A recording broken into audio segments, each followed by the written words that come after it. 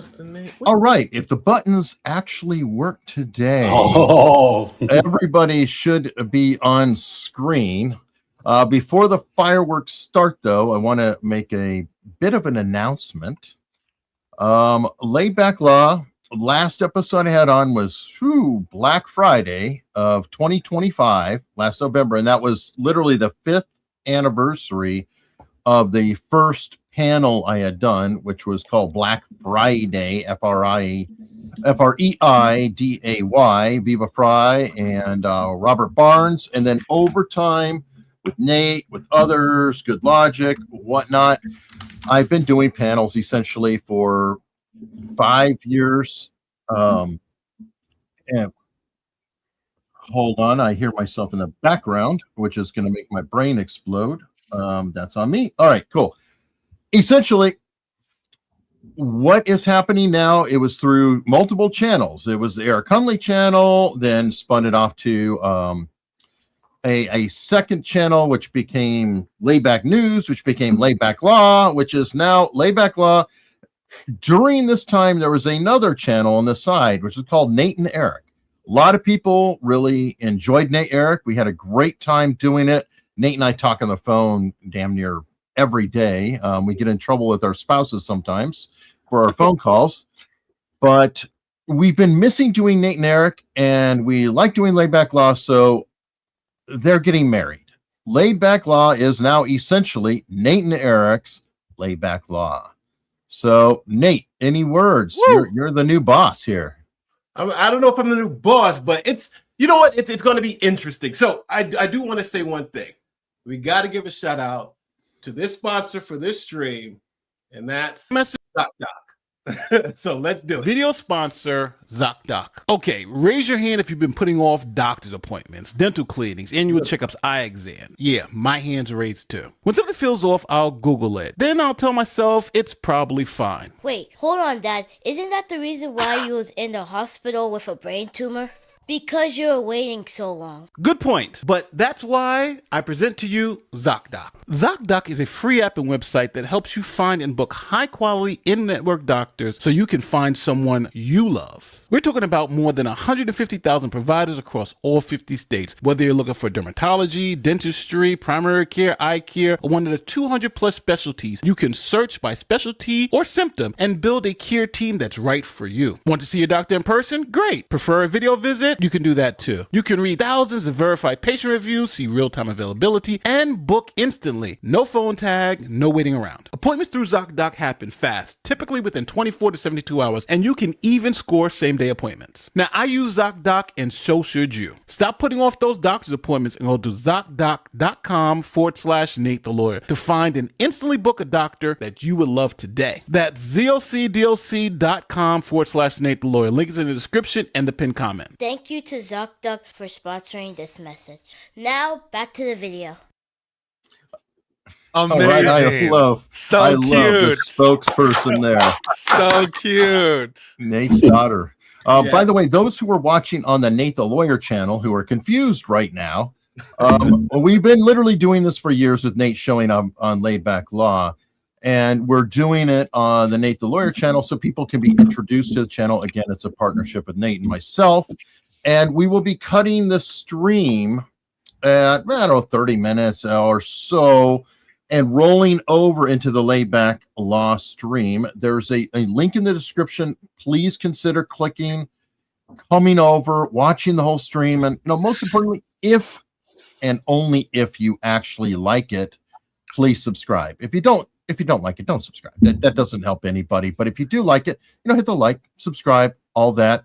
Want to get into today's guests. Pisco, you've been here before, so I'm going to pass by you and then come back to you.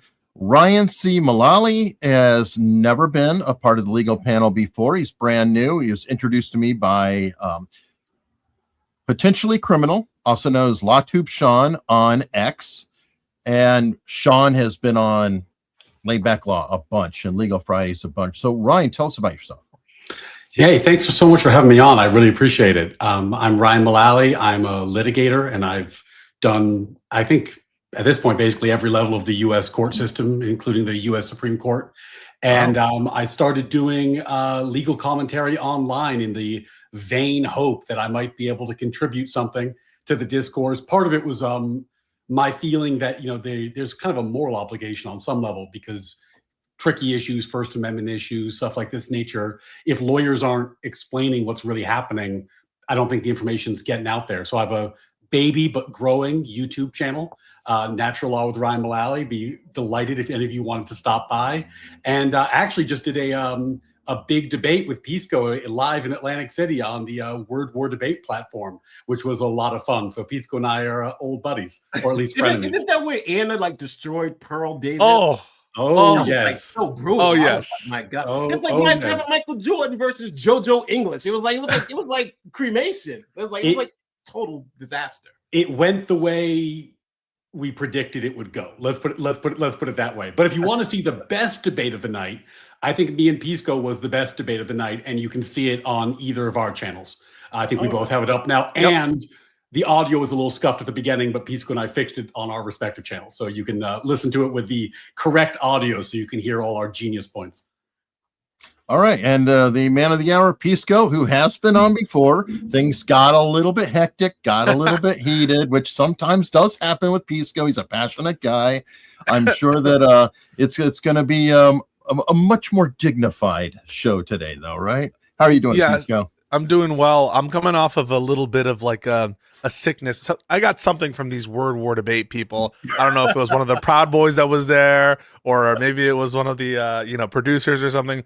But I expect my response to be much more dignified. I do want to say though, I love the Laid Back Law channel.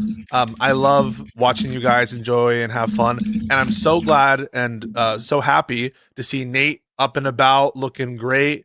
And doing those spots, and that makes me really happy, with that little scare that we had, keeping an eye on it and everything. But yeah, I just wanted to, shout out Laid Back Law and shout out Nate the lawyer.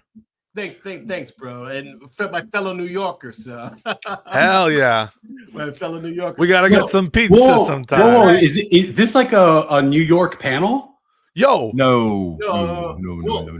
Let me do this. Let me get down to the ground rules. Ground rules are we're going to just talk. But if the talking begins where we're starting to cut each other off so nobody can be understood, we go into battle mode. Now, battle mode means you have a speaking stick, and each participant will have about 1 to 2 minutes to make their point uninterrupted. And if anyone else wants to talk, respond, hopefully you'll write down your points or remember what you want to say, and then they're able to respond. So we'll go free flow, and then if we go battle mode, then we will do it. Now, for those of you, so we have 2 legal issues we're going to discuss today. Number 1, we'll answer the majority. We'll talk either about the case in Minnesota with the Ms. Good shooting, whether it was justified or unjustified, and we'll answer. What I've done is I've run my last video on the topic got over 1 million views, and so I had AI run through the comments and have the 10 biggest misconceptions about that case, whether the officer was hit, all those type of questions and things that are controversial. And I wanted to bring people on who had different opinions about the case. And we also have the video ready to go. The second case we're going to talk about is the transgender athletes case, because I think there's a lot of confusion about what's going on. There's multiple things that are happening at that Supreme Court level, and we've had the cases briefed. So I'll ask the panel, what case do you want to do first? You want to do Minnesota shooting, or should we start with the Supreme Court trans case? Let's do the Minnesota. That'd be my preference. That's what I most have been talking about lately. I'm in the mood for it. Yesterday, I just had or maybe 2 days ago at this point, a conversation with Chud Logic regarding it, and I think that it'll be fun to talk about. Pisco, you have a hot take on something? That's crazy. I never would have thought. I think, well, no, if you check the polls, I have the majority view take, at least by polling. Well, just so we're clear, I think 52 or 60% of Americans. So it's a definitely majority believe the shooting was unjustified. So majority of Americans believe the shooting was unjustified. And I think that was YouGov. It's not, and a minority, I think 30% believe the shooting was justified. Like 20% was like unsure. So right. So I think you guys have the hot takes, to be honest. Yeah. Well. No, we have the correct takes. Don't Whether worry, they're correct or not, they're hot. That's all I'm saying. Statutes and stuff. So now let's do this. I'm assuming if you're watching this show and you don't know what happened in Minnesota, then I don't know what to tell you, right? It's like It's like welcome up from your coma.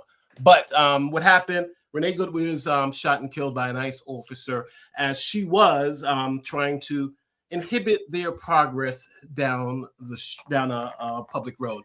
She parked the car in the middle, and unfortunately, things progressed, and the officer fired. I can play the video of what happened if you guys think that'll be helpful, or should we just go into the misconceptions? I've seen the video. I think the video might just be helpful context just to ground us. Okay, so let me just play the video so we can all see what happened. So, it's funny. I had all this stuff propped up, and now, oh, that's the wrong one. All right, so here is a quick video on what happened. So I'm going to do this is without commentary, and this is a side-by-side view so we can all just see it, and then we can discuss what we see. And if we want to have things slowed down or whatever, we can also do that too. So downloads.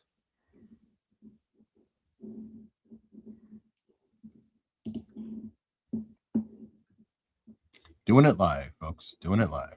Yeah, I'm just pulling up the video because I don't want to pull up one of the videos that have anyone's commentary. Yeah. Unless you mute it. I mean, I guess technically you could play video and mute. And, a surprising amount of LawTube content is just lawyers struggling with technology, which, by the way, is also a surprising amount of the practice of law is lawyers struggling. That is absolutely true. That is 100% this is authenticity right here. Yes. In practice, I can't tell you the amount of and this is someone who, when I practiced, I was a junior associate, junior, just like PDF management type stuff that associates are being paid extraordinary amounts or exorbitant amounts of money for. I can't tell you how many times I sent something like an Excel to a partner I will not name who would then be like, I don't open Excel. What is this? What is I don't open this. Okay. Yeah. Got it. Word only. Right. Here we go. So I have it lined up. So this is after the stop, because I think we all know why she's there. We all know what's going on. So this is from the stop.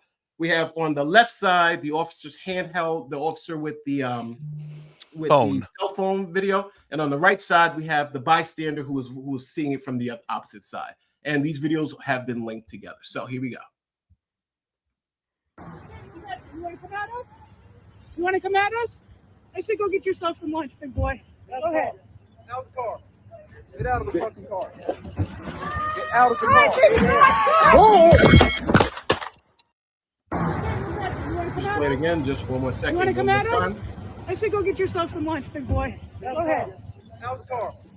Get out of the fucking car. Get out of the car. Okay, so now that's essentially what happened. Now let's let me close that and let's do misconception. So first thing that most people, again, this is just pulled up. So the critique is that critics argued that because the woman was only blocking traffic, that lethal force was widely disproportionate response to this trivial offense. So what say you guys? I've got a stance on that because that is a claim. There's a lot of stuff that I'm covering about Oklahoma City, Ruby Ridge, Gordon Call, a lot of things in the past, which, kind of come from the right wing dissident side, if you will. But there's for example, a lot of claims. Let's just do a hypothetical situation. Joe Smith refused to pay taxes. And Joe Smith said, I'm not going to pay taxes. Screw you. Never paying taxes, da, da, da, da. And so they go to visit his house. The marshals or whomever, go to have a visit. And he then pulls out a gun and threatens the marshals with the gun. A melee occurs. This person is shot dead. There are a lot of people who would say, well, his only crime is he didn't pay taxes. And they want to ignore the lead up to, well, wait a minute here. They went out to see him. He escalated this situation. And I think that is a similar thing here. Oh, her only crime was blocking traffic. Yes. But then when the police ICE agents, I've been through this argument before. So I'll just say LEO went to tell her, hey, stop, get out of the car. She in turn escalated the situation at that point. That's my opinion. Next up. So sorry, go ahead, Ryan. Ryan. I think this goes back to what Nate was saying with the poll question, which is, as I understood it, was, is the shooting justified? And that it's an ambiguous question because legal justification and moral justification are two different things. And when people say, like, oh, obstructing justice the way she was obstructing justice, which is I think what they technically would have charged her with, doesn't rise to the level of lethal force, they're making a moral argument. And I think they're actually making a good moral argument. They're saying, like, if that's all that the story was, this would seem intuitively to be excessive. But of course, the legal justification question is not about that. It's about what Eric was talking about, which is, in the moment when this action took place, subjectively and objectively, did the officer, I forgot the exact terminology Pisco might have off the top of his head, fear for his life? Was there lethal force that was being projected against him under both those standards? And that's a totally different question. So for me personally, I watched that video and I say, God, that rubs me the wrong way. Like I don't like watching that, and I think it tugs on my heartstrings in a way that I find problematic. But that's a very different question than should the officer be legally responsible. And separating those two, I think, is critical just to make sure you're on all fours with the case law. There's some aspects that I agree with and disagree with what you guys said. I guess the first thing that I agree with is that the previous accused crime isn't dispositive about whether a use of force is justified legally. On that, totally agree.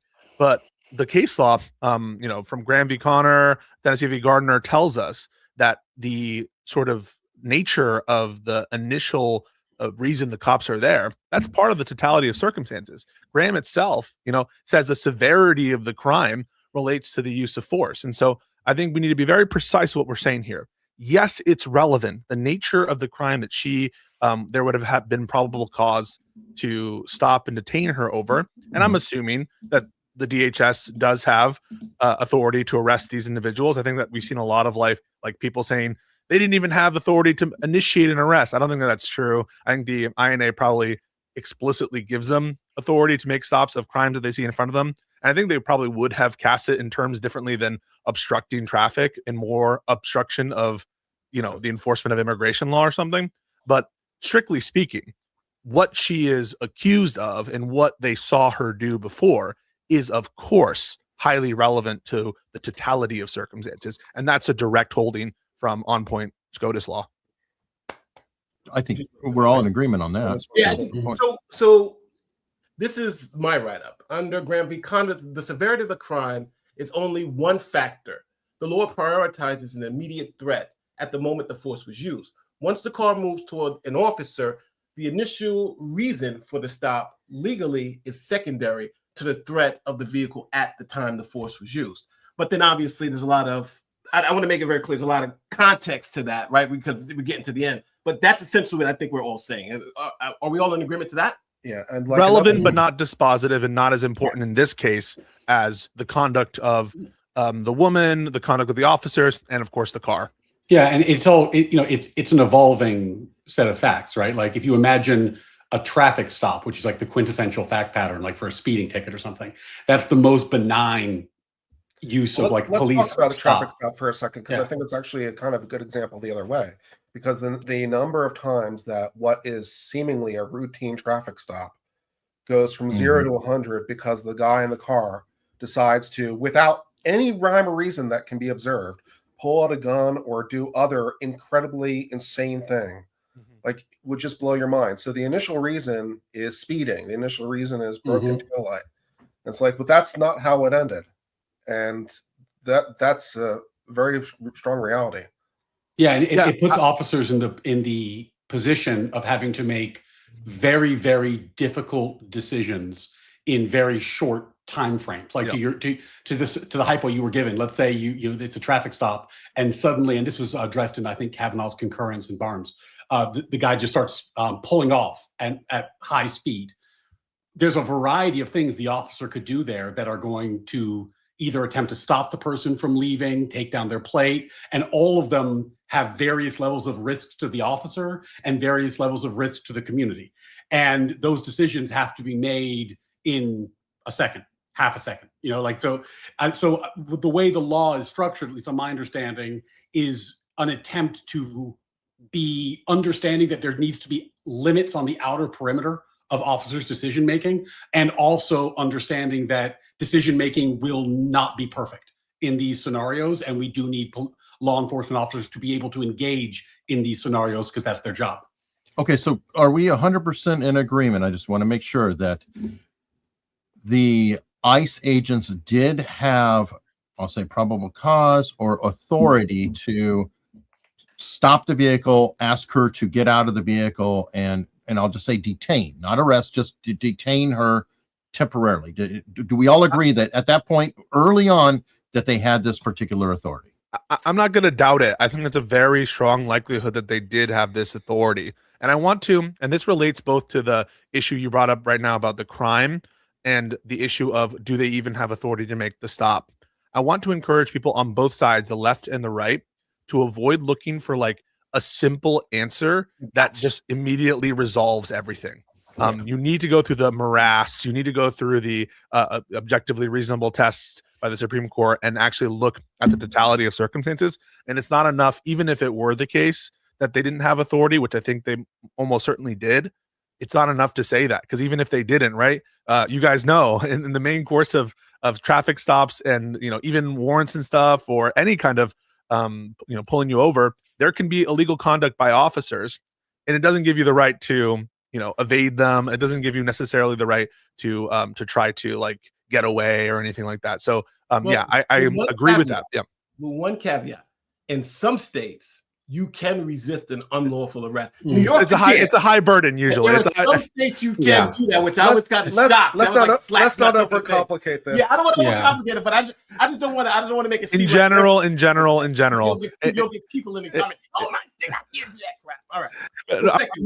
In general, the fact of illegality isn't going to cause us to just like resolve automatically the self-defense issue in one side. And so on that score, I agree with you both on the probable question of authority, but also on the broader question of like, even if it weren't the case, I'm not sure that resolves it in favor of the decedent. Okay, and I just wanted to ask those questions. I think it's important on the way that we have little guideposts saying, okay, everybody agrees here. This is where they diverge. I just think it makes it a cleaner question to do that. And this is just a side note, but all the lawyers here on the panel, would you not advise, whether the authority is questionable or not, if you are in the situation where the police tell you, stop, get out of the car, or whatever it is, cooperate, and then when you go to court, you can argue it out all you want.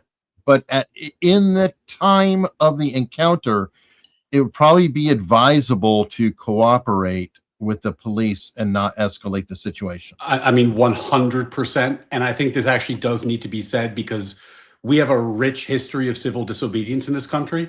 And civil disobedience is part of the First Amendment. It's part of our protest culture. It is an important part of American politics. That said, if you're engaging in certain types of civil disobedience, like, for example, blocking traffic, especially blocking law enforcement, you should probably expect to be arrested.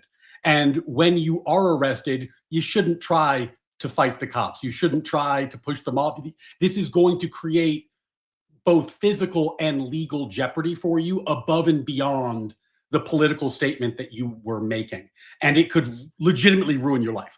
Like even if you aren't harmed in the arrest, suddenly a small charge could turn into a large obstruction of justice charge, assaulting a federal officer type charge. And now your whole life could be impacted by this. So yes, I think there are corner cases we could talk about, but in 99% of situations, if a law enforcement officer gives you an order, comply. You're better off fighting this late down the road. I do want to make one or 2 points before we go further. Miss Good was not a domestic terrorist. I don't care what you're hearing. I don't care anything like that. She was not a domestic terrorist, and people need to stop saying that, because it only poisons this whole thing even more. She was someone out there who was doing what she believed this could have been a civil rights movement. She's doing something she believes it was helping the country, even though whoever may disagree.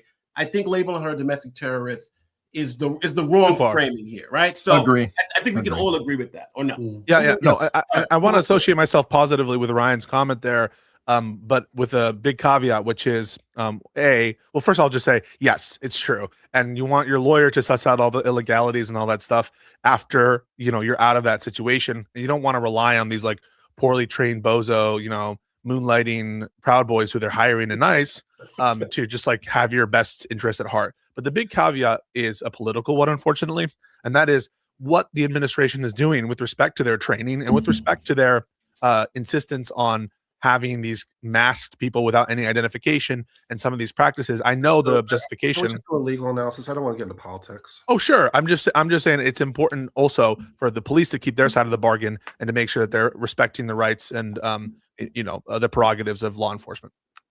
I want to go. Let's go to number 2. So number 2, here is now I'm going to give both sides of the argument. The critics will say that argue that this shooting. So this section is about policy violations versus criminal statutes. Critics are now saying on Twitter and online that the shooting violated DHS and ICE internal policy prohibiting firing at moving vehicles and prohibiting officers from standing in moving vehicles.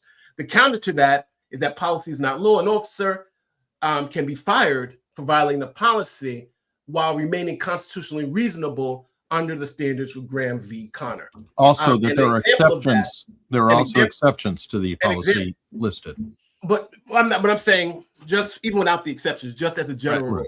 And then an example is the chokehold ban for the Eric Gardner case in New York. For those of you who don't know who the Eric Gardner case, he was choked by an NYPD officer for selling loose cigarettes. The policy said, NYPD said you can't use chokeholds. They were going to prosecute him. But the fact that he did use a chokehold to effectuate arrest wasn't illegal. So he was fired from the NYPD, but he was not prosecuted criminally for the policy violation. So critics, so one side is saying because he violated policy, this is now a murder. What do you guys think about that? I mean, I agree with you that policy is not law. It might be something that gets brought up in a trial, but the policy is not the law. But also, I mean, I haven't looked at that policy in a while, but my recollection, you guys can correct me if I'm wrong, is that the language is along the lines of you don't fire at a vehicle solely to prevent it from moving, right? And the solely is doing a lot of work. Violation. I just don't think it's worth having the argument. Yeah, I don't like discussion. I think it's highly relevant for the legal issue. Yeah. I don't think I agree with Ryan. I'll just see it as a policy violation, so I can move on to the next step. But let's see what Pisco says, though. Go ahead, Pisco. Yeah. So I totally agree with Ryan that policy in that respect doesn't decide what the law is. And lefties, you have to really put yourself in the following situation, right? Imagine that Kristi Noem writes some crazy policy. You would never say, well, because the executive branch writes the policy, it becomes a law. So you really have to agree with Ryan that the policy is not necessarily law. Now, distinguish that in your head from other areas of like agency law, where the executive like literally makes law. So this isn't quite like that. But the reason why it's highly relevant is because, as was done in the Chauvin trial, what the policies are informs what an objectively reasonable officer would do. I don't say it decides it, but it informs what they're trained with, what expert testimony will ultimately say. Probably is all coming from the same pattern of observations and fact, which inform the policy, which has to do about best practices. And the reason they're best practices, I'm presuming, right, that they're not just a random policy, is because they are attempts to try to minimize bad things and maximize good things. And so it's relevant insofar as the meat and potatoes of the evidentiary case, that what was done here was or was not objectively reasonable. Yeah, it's a jury issue ultimately, right? Like this is the sort of thing that the jury would consider when determining whether or not the officer's conduct met the various tests. It would be one factor amongst the totality. Oh, Sean's here. What up, Sean? The totality of the wonderful. But now I do want to bring this up. So everybody, we've been talking about Graham v. Connor, so I just want to let the audience understand where we're at with this, right? So this is the objectively reasonable test from Graham v. Connor. And that test is an objective standard used to judge an officer's actions. Under this standard, a particular application of force must be judged through the perspective of a reasonable officer, not the officer at the scene, but a reasonable officer, facing the same set of circumstances without the benefit of 20/20 hindsight, and be based on the totality of the facts that are known to that officer at the time the force was used. And in the case, they do give us 3 factors. For instance, the nature of the 911 call, whether the subject was resisting arrest, and whether it was the subject is a serious threat to you officers or other members of the community. And these are 3 non-exhaustive, yes, exactly. If you have 10 officers and 1 subject who's unarmed, then that also would be per play. But this is what we're talking about. So when we keep quoting the objectively reasonable test, this is the test that we're talking about from Graham v. Connor. And from Tennessee v. Gardner, which is an earlier case as well. But Tennessee v. Gardner actually was, I don't want to say this was shit. returned. You have it. Look at that. Oh, yeah. He does. So Tennessee v. Gardner was the initial case. You can't shoot fleeing felons in the back. That's where that came from. But that gave us our imminent serious threat analysis, right? You can't shoot a fleeing felon in the back unless they're a serious threat to another officer or serious members of the community, blah, blah, blah, blah. And then that's the fleeing felon rule you'll hear people say. Right. But there was rolled into Graham v. Connor as a factor in objectively reasonable. So that's kind of how the 2 cases kind of. And I think it's important to note that the Supreme Court has made it clear that under Graham v. Connor, they weren't trying to put out a kind of like, you have to meet the 3 things, oftentimes this, right. Hey, this is a fair request, by the way, the super chat, and you guys can't help with that. Superseding versus intervening, please discuss for lays like me, lay people. That would be helpful. Did someone say superseding? So and in what context? Okay, well, I thought somebody was when you were rattling off the different cases. Okay. I'm not sure what relevance is. I kind of will sometimes view those as more or less equivalent. Maybe they're different though. Eric, you want to knock no dots connected for me? Sorry. Hold on. What? Do you want to knock off a couple of these super chats before we move on? We could do that, and I think should be transferring over to the Laid Back Law channel. What do you think? Hopefully, folks follow us. If you do nothing, you should be relocated on your own. If you're just watching on Nate the Lawyer, you should drift over automatically, but who knows? There's a link there. It would be helpful if you did. We do appreciate it. Again, this is something we should be doing every Friday, and I hope you all consider joining the channel. Again, sub to the channel, sub to it. Only if you like it, though. I mean, honestly, if you hate it, then don't. We don't want to do that to anybody. Trust me, I see know, you soon. I know looking at this list, this conversation is going to get spicy real soon. So go ahead and do some super chats before we start wrestling with each other in here.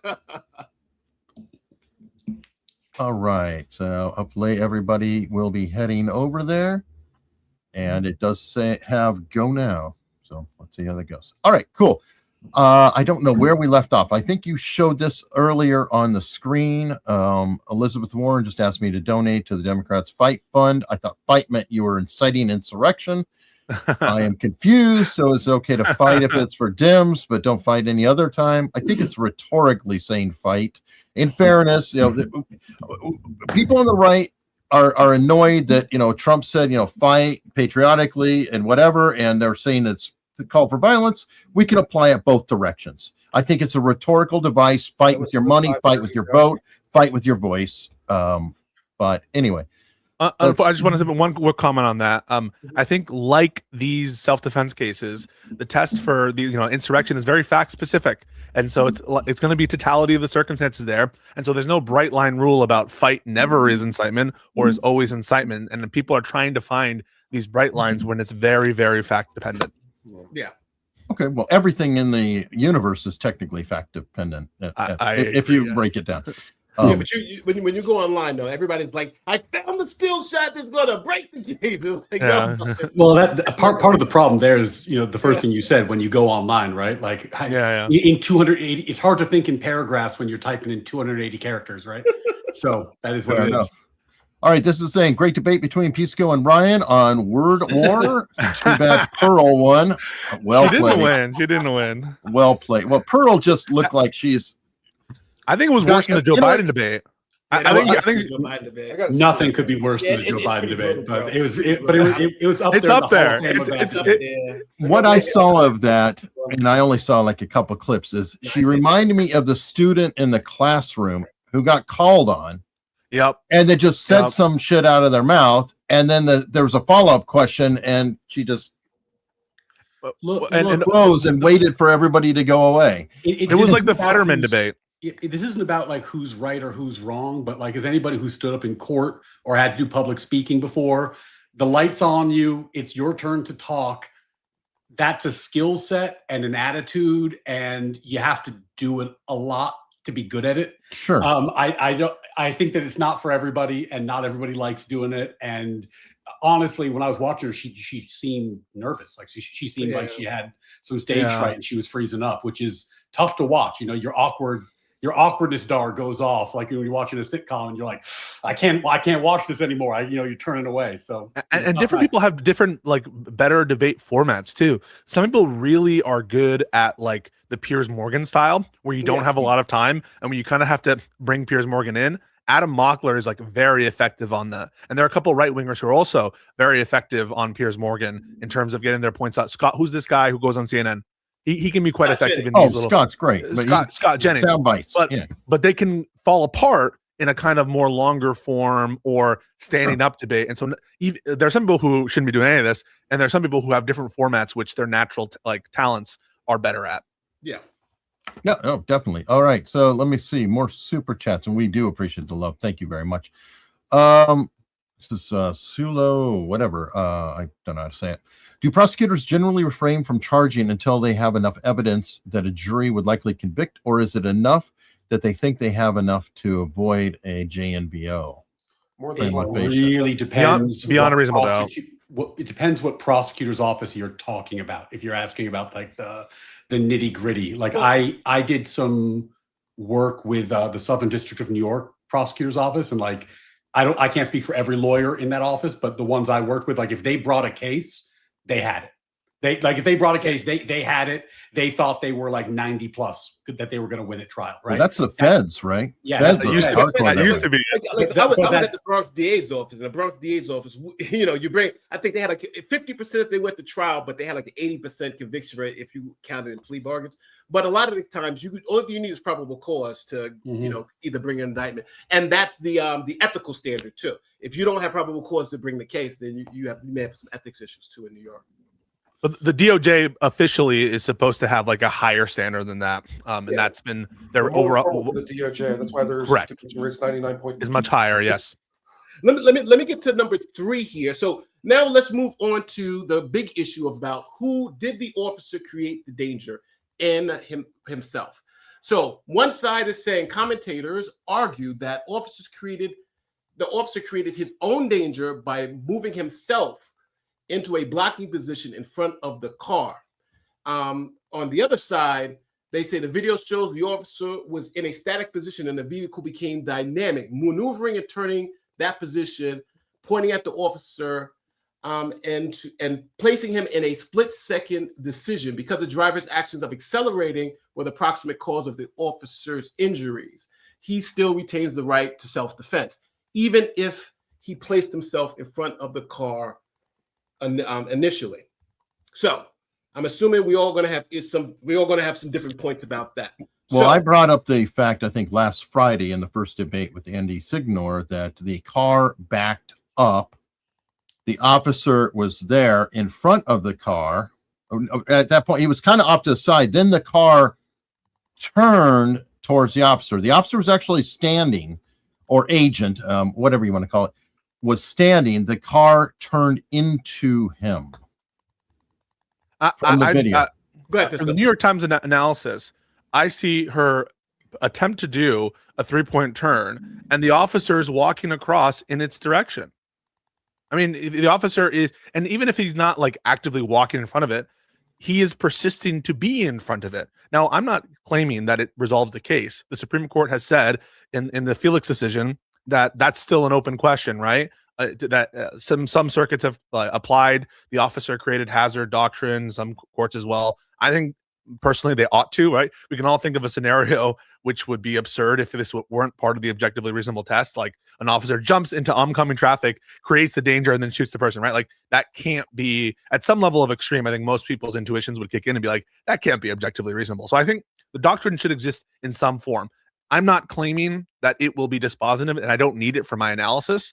But in this case, no one has provided a like tactical or strategic reason why it would make sense for him, regardless of whether he walked in front, which I believe he did, but even put that aside, for him to persist to be in front of that vehicle.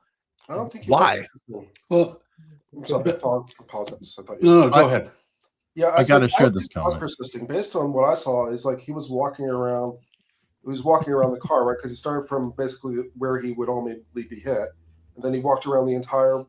Can you get close to the mic, Kurt? I'll get closer. Yeah, a little quiet. No worries.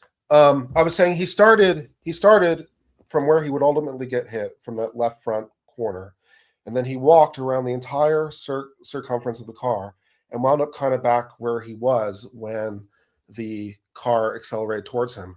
So I don't think he was. I think he was probably, although it's there's no time, but it seems like he was intending on continuing his path, to complete and keep walking forward. I don't think he was trying to stand anywhere. Well, Yeah, then he should have completed it. I don't think when the car leached forward and he obviously froze a little bit in place when that happened. Well, let's do if this. I'm remembering the. Oh, sorry, Nate. Go ahead. Well, I was going to say let's do this. I'm going to play Pisco referenced the New York Times version, so I have that, and then there's another version that Tim Pool did that kind of contradicts. So I'll play both versions so we can kind of see, and then we can then point to whichever one. Aaron Balance, Nate. I love it. Yes. If that's okay with everybody, I assume that is so chill with me.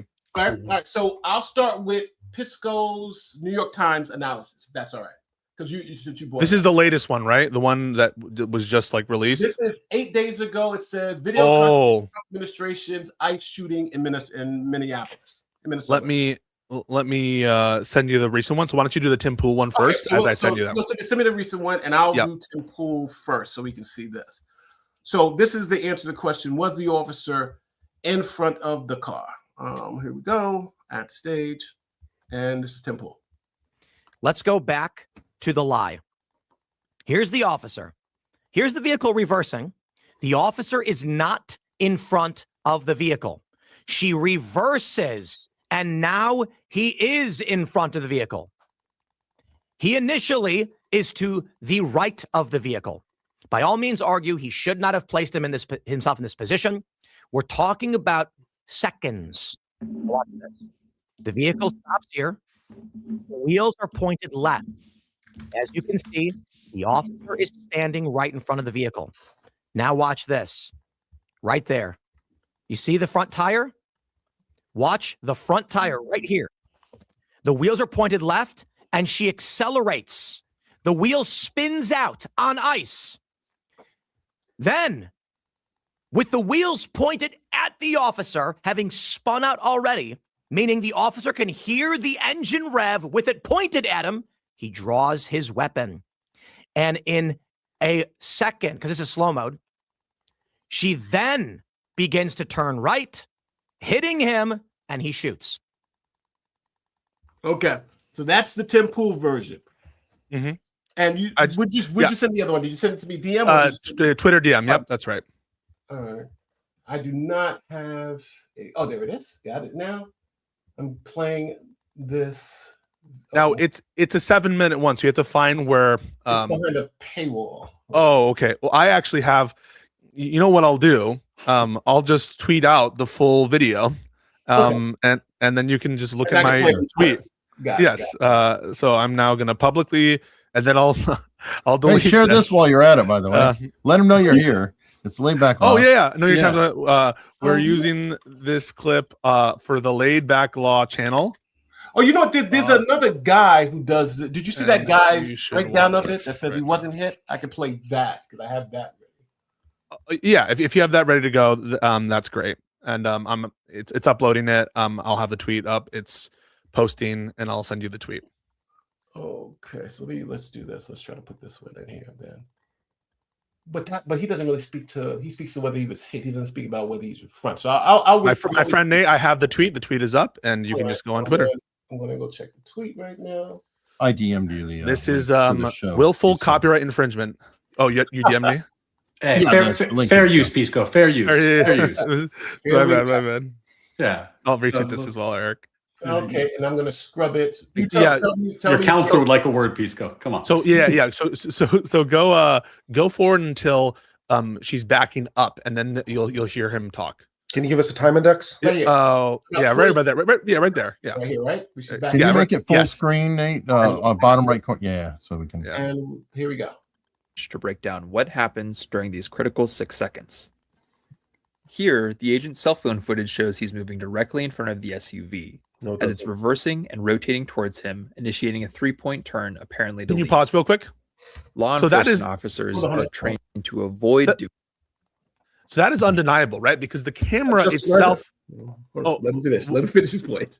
Go Okay. ahead. Sorry. Go ahead. Pisco. Well, I'm just saying, I think it's kind of irrefutable. I mean, the camera is moving, his body is moving alongside with. So it's not just the car moving and him like staying where he is moving. And I don't know how anyone can deny that. Back it up a couple Yeah, can we things. play it Let me again? see it. So, So I, all right, so I'm backing it up. I just want to see if it matches what he's saying. So Yeah, here exactly. we go. So he is moving, and the car is moving at the same time. If that's what Yeah. it looks like. But you know she's moving because the wheels are moving. So, Right. No, they're both moving. So they're moving at the same time, and she stops. And then he stops. And then she stops the car here, and he's in front of the car, right? Because you could see the car stopped. He's got the camera, and he's still in front of the car. Right. And Right. my Yeah. contention is we're talking right now about the doctrine of officer created hazard. And again, with all the caveats, and I agree with you guys that I would never let this be dispositive. It's just whether we should consider it. I think that there's no good like tactical reason for him persisting in front of the vehicle. He should be continuing to make his movement. There's no good reason for him to stop. Well, I Well, don't. I mean, there could be tons of good reasons for that. I mean, like, do we know what the ground conditions were? Like, was he standing on ice? Was he continuing his movement? Like, I think I don't think that you could say there's no good reason. I could think of a ton of good reasons. Off the top of my head. There's no plausible reason that I can that anyone has offered. And so because you would have to, if you're going to make the claim that it's because of ice conditions, that's your claim to justify. But I don't see any good reason. I don't have any reason to think that that the reason he stops has to do with, him concerned about slipping. And that would just be conjecture. I would. So this video. So now, watching the slow motion doesn't really give you the time frame because it's like we can see it. He's in front. So what I've done in this clip, I've taken both, synced them, but I've also added a timer, so we can see how fast everything happens and what reaction time we're talking about. Because we've all agreed she's turning the car and he's walking in front, and they kind of did it together. So you could make the argument based on what we're saying. He walked in front of the car, but you can also make the same argument. She pointed the car at him, right? It's because they were moving at the same time. I don't think there's any denying that. So here we go, and there's going to be a timer pops up on this so we can see. It's going to run in real time. So here it is. Now, just to stop, you see the white lights there, so we know the car's in reverse. Playing. Now, so 3 shots and literally it's like 1.45 seconds. I'll play it again. Yep. So you're saying in 3 seconds, essentially, less than 3 seconds, less than 2 seconds. seconds. I'll play it again. Get out of the car. So now timer starts and we'll see. One. So the shot. So we're talking about less than 2 seconds. Under 1 Where- second, he was hit by the vehicle. Yeah. So she I contend that he was ever hit by the vehicle. I don't think that's been established. I see. Just heads up. No, but we'll go Oh, to that's that. a later argument, but good. Thank you for teasing that one, Pisco. Yeah, sure. Yeah, but so let's say he's not hit by the vehicle, but in this case, we're talking about less than 2 seconds to move from in front of the vehicle. Right? Correct. That's what we're talking about. Because Yeah, no doubt. It's in a couple of seconds. It's not more than that. Actually, Nate. 1 second. So I'm just making it very clear. The car was in reverse. She puts it in drive, hits the gas, and a second later, the officer she's going toward the officer. So we're talking about a second. So does that change anyone's analysis having now the stopper here? Well, let me ask. Let me pull it back here. Let me ask Ryan. Ryan, what's it? Yeah, I mean, like I said at the beginning of this, like this clip like morally disquieted me. It bothered me when I watched it. That my opinion on that hasn't changed. If I had to guess, what's the probability that you could get a conviction against this officer in court? I'd say like sub 5%. You know, like this happened very, very fast. He was rotating around the car as we talked about. The car suddenly backs up, accelerates. I do think the point Tim Pool made about the noise and if the engine's revving and what the officer knows and doesn't, or even could reasonably know or not know in that 2-second window. And then, I think there's probably in hindsight 2020 land, a lot of stuff we could say that would have been a better choice to have. Everybody move away from the camera right now. 1, 2, 3. Wait, everyone do what? I didn't hear you. There you go. I didn't hear you. I didn't hear you. I didn't hear you. What'd you say? But Pisco, that's exactly the point. Exactly. We're over the internet. No, what are you trying to say? No, he said, move out of the way, and then it's like, all right, 1, 2, 3. We're like 20 seconds in, and you're still saying, "What did you say? What did you say?" He had less than a second. No. And that's why the Supreme Court has made it real clear that hindsight 2020 is not the test, right? Because this stuff happened so fast, like Nate just demonstrated. So what Nate is demonstrating on a stream where there's absolutely zero perception of a possibility of flight, where there's no encounter with a human being, where there's no any indicia that we're going to have to be called upon to make any kind of decision like that. To think that this little experiment that you have with a trained officer, as though this is a substitute for the standards that the Supreme Court has put upon us, I think that's laughable. Why don't we actually apply the standards from the Supreme Court and see what the decision is? Well, to be fair, Pisco, we don't have any cars handy to stand in front of. Yeah, I know that. But thank you. I think the fact that it's not just to be clear, the whole point of the exercise was not for you to actually move, right? But just to understand, in 1 second, we're talking about a very, very short amount of time, and every single piece of case law. And Pisco, I know you know this, and I know Ryan knows this, and all the lawyers know this. And we're talking about in seconds. It's going to be extremely hard for any prosecutor to say that in 1 second he was able to react in the way most people are saying he should have stepped out. Some people are saying he should have shot the tires. And I think when you look at it in the time frame that it really has, you're doing what Barnes tells us not to do. Barnes tells us not to just look at the moment, right, of the incident. Barnes tells us to look at the totality of circumstances, and that includes everything that came up before it. That includes him adjusting his phone, putting it in the different hand. That includes the nature of the confrontation. That includes the officer created hazard. That includes, or at least it might, with respect to what the Supreme Court ultimately rule on. That includes the fact that they're trying to initiate a stop in the first place, which puts them on. Remember, the gun is drawn before he fires it. And so to act as though, and before the car moves forward, to act as though we only look at a 1 second is to be in direct contradiction to what the Supreme Court said we're supposed to do in Barnes v. Felix. Just to respond to that particular point, I think a lot of people misread Barnes. So just so everybody understands what happened with Barnes. And this is not Robert Barnes, the lawyer, folks. This is a decision called Barnes v. something or another, in which I believe it's the Fifth Circuit. They essentially took Graham v. Connor, and said it only depends on the moment the officer uses force. Was he scared? And if he was scared, then we're going to do that. And it went up to the Supreme Court, and the Supreme Court essentially said no. Connor is the totality of the circumstances, and they've essentially narrowed Connor to this one moment in time. So what I'm saying is that I'm not saying just look at this moment. I'm saying look at it as a factor. Now, factors are weighed, and I believe the weight of a factor is you got in front of a car in 1 second. I believe that factor is going to weigh a little bit more heavily than whether he switched his hand for his phone, whether he did this. And I think if you look at the totality of the circumstances, I think this is one of many factors, and I think you rightfully so. For instance, the fact that there were 3 officers there versus one driver, those factors do matter. But I believe this is an important factor in terms of timing. Ryan, it all factors in, and with Barnes, I think it's important to remember that what the Supreme Court was avoiding was this absurd circumstance where because of the nature of the facts in Barnes, the officer had jumped onto essentially the sill of a car, but he didn't fire for like 1 or 2 seconds after that point. So if you had to do like just the microsecond before he fired, the analysis would start and end with him already attached to the car, which is obviously nonsense, right? That doesn't mean that, you know, we don't take into account all the things Pisco said, but it also means you have to take into account all the stuff that Tim Pool was pointing out. Like if you're approaching a car, and maybe we can talk about whether he should have been in front of the car or not, but he was. And when you're in front of the car and you hear the engine rev and suddenly it's moving towards you, you know, and what are you going to do in that circumstance, in that second? Yeah, we can talk about the whole circumstances, but that doesn't mean that that micro interaction isn't going to be the heart of the issue if this was ever presented to a jury.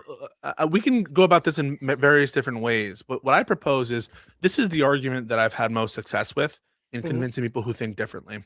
And so I'm wondering if this, if you would indulge me in providing it to you guys. Go ahead. Sure. Okay. So the objective reasonability test, I'm not going to ask you questions to do my usual Socratic thing. I'm just going to lay it out. The objective reasonability test is not just a test regarding the nature of a threat an officer might face. The test is looking at the force, whether the force is objectively reasonable in light of qualifying circumstances or a threat. Okay. And in that context, it's not enough to say that the car imposed an imminent threat of serious bodily injury. I don't think it did, but let's just move past that. We might have a disagreement about that. Let's assume that it was a qualifying threat. Okay. Would an objectively reasonable officer in the position of this guy, this ICE agent, would they think that shooting the gun at the driver would have any tendency to prevent that threat? And the answer, I think, if you guys are believers in inertia, in physics, in the fact that the car is not like linked to the biology of the woman driving it, has to be no. Well, there is no good reason. Okay, if you were to kill this woman in the second you're talking about, how does that eliminate the threat of the car already in motion? Okay, well, here we go. I think the video actually demonstrated it. The agent fired his weapon. The driver was disabled. The vehicle rolled slowly, bumped into another car, and stopped. The threat was over. Ugly as it sounds, the video itself did play out that there was a threat. The threat was stopped by his actions. And again, I'm not judging anything else, but the threat was stopped by his actions. Nobody else was under any threat. The vehicle was completely stopped, completely down. There's an equivocation there, though, right? And this is the equivocation. The equivocation is what we're talking about threat here. Which threat? Okay.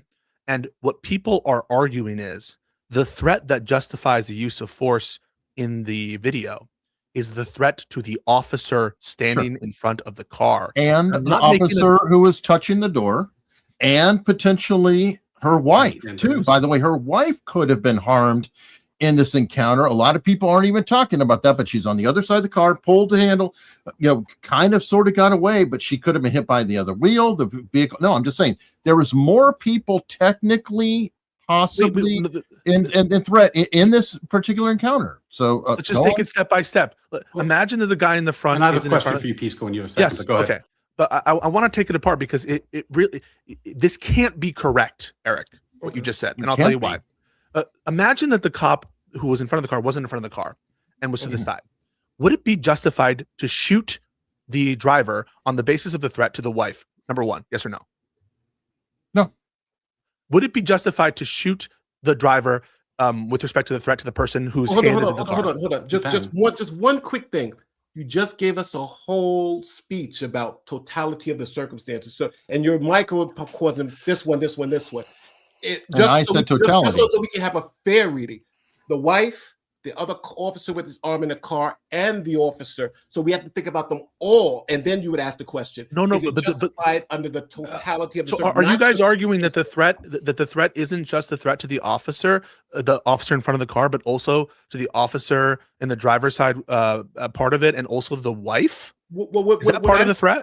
What I'm saying is that you remember. I don't know if I'm going to play it back, but you remember we were saying micro. Oh, look at this in the micro. And then you correctly stated you have to look at the totality of the circumstances. This, and then now you're making the argument. Well, in this particular one, is it justified? No, I'm just asking your macro perspective. Each individual situation, you may be right, but you're arguing against your own point because you said the totality of circumstances. So I would say you would have to kind of evaluate all three and then come to determine. Can I ask my question now? Because I think it might be helpful, just so I understand your point, Pisco. Are in your analysis, are you assuming that she wasn't purposefully trying to hit the officer?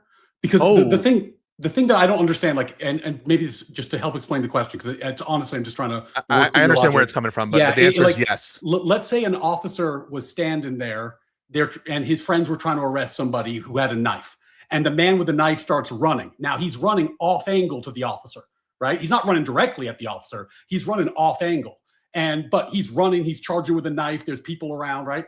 And he gets shot. I don't think the fact that his current course of angle wouldn't have directly clipped the officer is the issue. The concern is the guy might correct course and stab me, right? Like, are you? It seemed like you were assuming that she wasn't trying to hit him, or that he knew she wasn't. I'm assuming that an objectively reasonable officer in his position would not have the indicia such as existed in Plumhoff, such as existed in many of these other high-speed chases, that there is a madman who's intentionally or willing to abide by unjustifiable risk. So yes, that is an assumption of what I'm saying. If I thought that it was reasonable for him to apprehend an intentional driver who's trying to kill a person, maybe there's a different analysis, and maybe in that context, the shot would stop the threat. But I just don't think there's a good basis to believe that. But I want to make sure that we have. Ryan, I think it's an interesting question. I think it's a critical question. I think it's a very important question. But I want to remove things off of the table before we get into that. So I want to remove any case that people would make that part of the justification is a deadly threat or serious bodily injury to the wife or to the other cops. Does anyone claim that? Potentially, it's only the officer. It's possible. I cut Ryan off. So Ryan, you wanted to respond. This is why I wanted to interject the question there, because it depends. Like if the officer believed that she was trying to hit him on purpose, then I think that it would be reasonable for him to then think that she might try to hit another officer on purpose or her own wife accidentally. And that's why I was asking the question of, like, what are we assuming about the officer's belief about her intention? And this goes back to the Tim Pool clip, because if you're standing in front of a car, like you're a law enforcement officer, you say, stop the car, get out of the car, and their response is to rev the engine and go out, and it comes forward, and maybe it hits you, maybe it doesn't. I know that's the point you dispute. It was revved. But I don't know why in that moment it would be unreasonable to assume they're doing it on purpose. Well, let me ask you the question. Is the fact that she's frantically moving the steering wheel to the right away from the officer, would an objectively reasonable officer in those circumstances consider that? Let's see the tire from his angle. I want to stop there. Let's see the time frame of that, because a lot of people have been making a scene, have been seeing like she was moving the wheel, but they've only been seeing it in microseconds. So she's also doing the three. She's doing the 3-point turn. And just to remind Eric, I have a soft stop at 1:15. I can go a few minutes over, but I'm not going to. I won't play it, but 2 seconds. So if you watch it in real time, you really can't. It's like so fast that you really can't really see it. But I can play it, but it's like it's the whole instance 7 seconds, and that part is just 2 seconds. So it almost seems unreasonable to think that brains process that fast in that time. So he can process where she is in relation to him such that he can shoot her, but not that she's turning to the right. Yeah, I know. No, hold on. That's an important point. If you're in front of a car, I think you could process, holy shit, this car's about to hit me, is like very different than like, oh, to what extent has she turned the steering wheel? I think one is very easy to do in a quick moment. The other is actually quite hard. Show his cell phone video, because that's the closest perspective we can get without body where you can see of his eyes. And I want to see if we can see the tires angle from his cell phone video. So can you play that? The cell phone's not angled at the tires. But his head isn't either. So no, you just said he can't tell that she's turning the tire, Pisco. You did say that, and I'm saying I don't think I don't think he's looking at the steering wheel. How do you know where a steering wheel is? How do you know? Because you can see it in the video. But how can you tell that the steering wheel is turned which way or what? Based on the movement of her hands and the wheel spinning. Right, but how far was it over? Was it all the way to the left, all the way to the right? I mean, it is a wheel. It is circular. She is manipulating it to the right and after executing an obvious K-turn. An obvious Can we remember the example that Nate gave us? Like when Nate yelled, I couldn't even tell what Nate yelled or why he was yelling, but I did know he was yelling. You might know, holy shit, a car's coming at me without knowing like the angle of the wheel or the angle of the steering wheel. Like, like you recognize the danger, but you don't recognize the micro aspects of. Are you telling me that if someone's in front of you in your daily life, in your okay, press play. This is great. All right. So now we're going to press play. We're at 38 seconds, 47 seconds. So I'll stop it right when the car hits him. So we'll yeah, I just want to be able to hits in quotes. Hits in quotes. Mm-hmm. All right. Well, we hear whatever. We hear the phone. We don't hear it necessarily hit, and we haven't had any expert testimony we of the audio. No, we're arguing another point at the moment. We can visit that one later. So she's her backing up. Clear K-turn. Clear K-turn. How many seconds was that? That was less than 1 second. It's a second. It's about 2 to 3 seconds. Play again? Yes, we can play it again. Yes, 100%. So we started at 38. So here we go. So she's backing up, right? So why would she back up? Backing up and moving forward. So we're talking about, let's count the seconds. Here we go. Yeah, 36. Great. Yep. So what you were saying again, Pisco? I'm sorry. Yes. So what I'm saying is when you see her backing up to initiate a 3-point turn, most likely, and then gunning the wheel to the or the steering wheel to the right, that is the indicia of someone trying to escape. That is the indicia of someone not trying to intentionally hit you. That is what that means. So you're reading her mind? No, come on, Eric. That's not what I said. You've seen this clip twice. Yeah. What color was her shirt? Yeah, I'm not looking at the color of her shirt. Exactly, I don't know. I don't know. You can't look at the color of the shirt. You're not looking at the color but that you there really, are some. Matter of fact, it's even hard to see her steering the wheel. Like I did, like looking at this clip now. That's what I was trying to say. I didn't even see her steering the wheel because it happened so fast. Yeah, you're talking about 3 seconds. So then, we're not. Nate, I've got to agree with you, Nate. Like you played the clip, and I've seen this clip less than some of you maybe because I wasn't in the weeds on this earlier. Did you see her move the turn the wheel? My first reaction was, "Holy shit, the car's coming!" And then on like the second view, because I was looking for it, because that's what we're talking about, then I'm like, "Oh, what's she doing with the wheel?" But like in a one-off, I don't know that you would have seen that. This is cope. It is cope because first of all, his eyes are trained right on her. And what is he?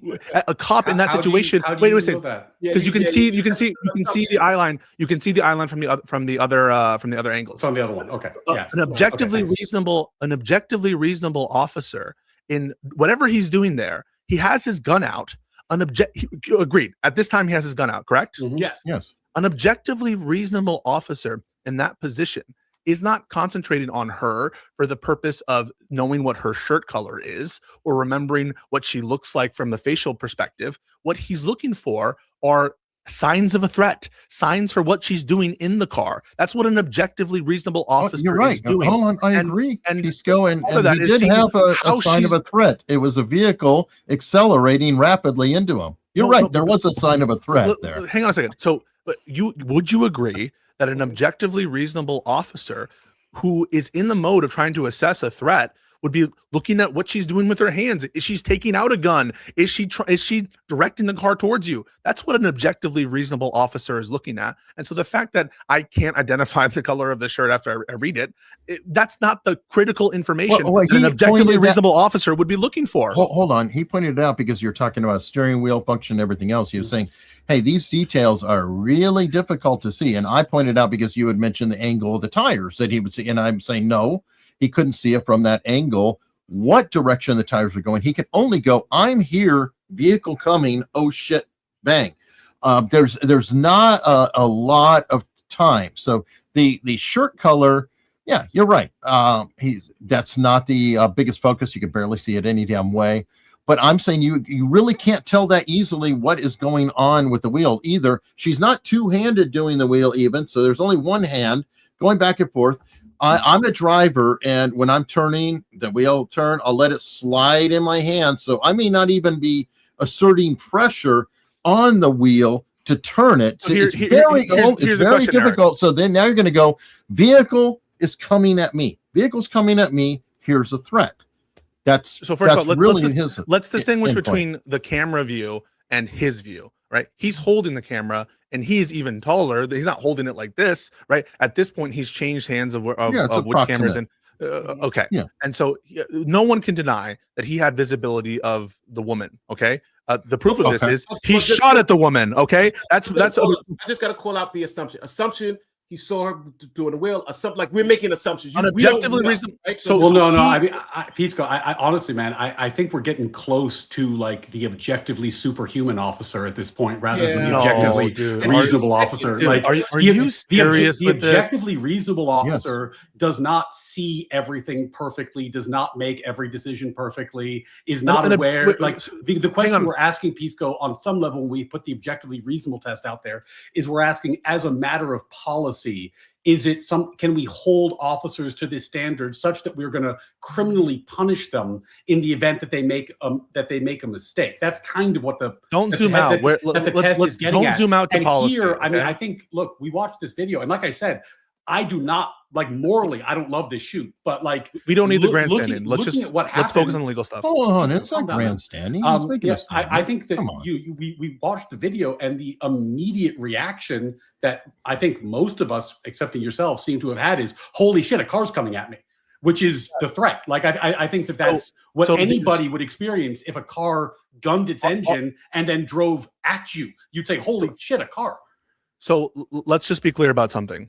Do you think in that moment, an objectively reasonable officer has the capacity to assess whether or not a person is driving intentionally towards them or driving to the right, that it's even possible? I'm going to say really quickly, I'm going to just slide something in here real quickly, because we need to have an objectively reasonable officer. There's happens to be one person on this chat who is a police officer. So I'll just put it straight to him. Nate, as an objectively reasonable police officer, from all of your experience, please answer for me that question that was just asked. Well, all right.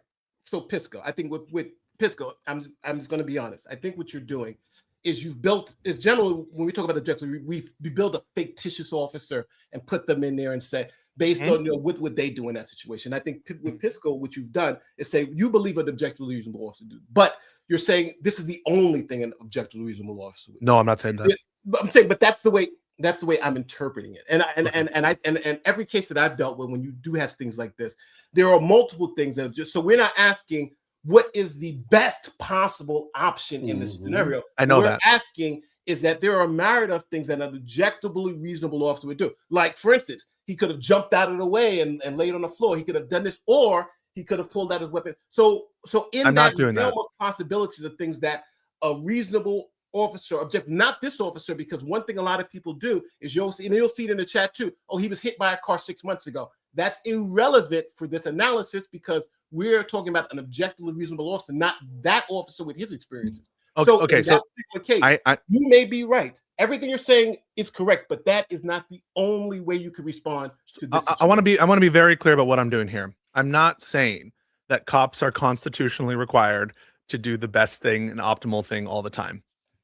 Some people will try to do that. Okay, there are some lefties. I know, I feel like I have to do a lefty bashing just because I don't know if I don't do it. Listen. I'm the lefty. It is true. Hold on. I'm the Shooting Law grad. I'm the lefty, and then you'll see in all the videos I'm on. You'll see. No, I appreciate that. Hold on. I want to hear this. Go ahead and bash the lefties. Go. Okay. So there are some lefties who kind of take this view that if you don't do literal optimal stuff, that therefore you have violated the Constitution. Okay, that's not the case, right?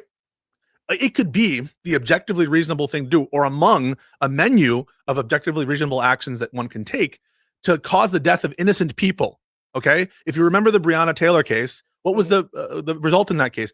Are you intending to put me the only person there? Oh, no, I just wanted to get that for everybody to helpfully. It was really funny, so it was objectively funny. Pisco. It was objectively funny. Not superhumanly funny, but objectively. In the Breonna Taylor case, right?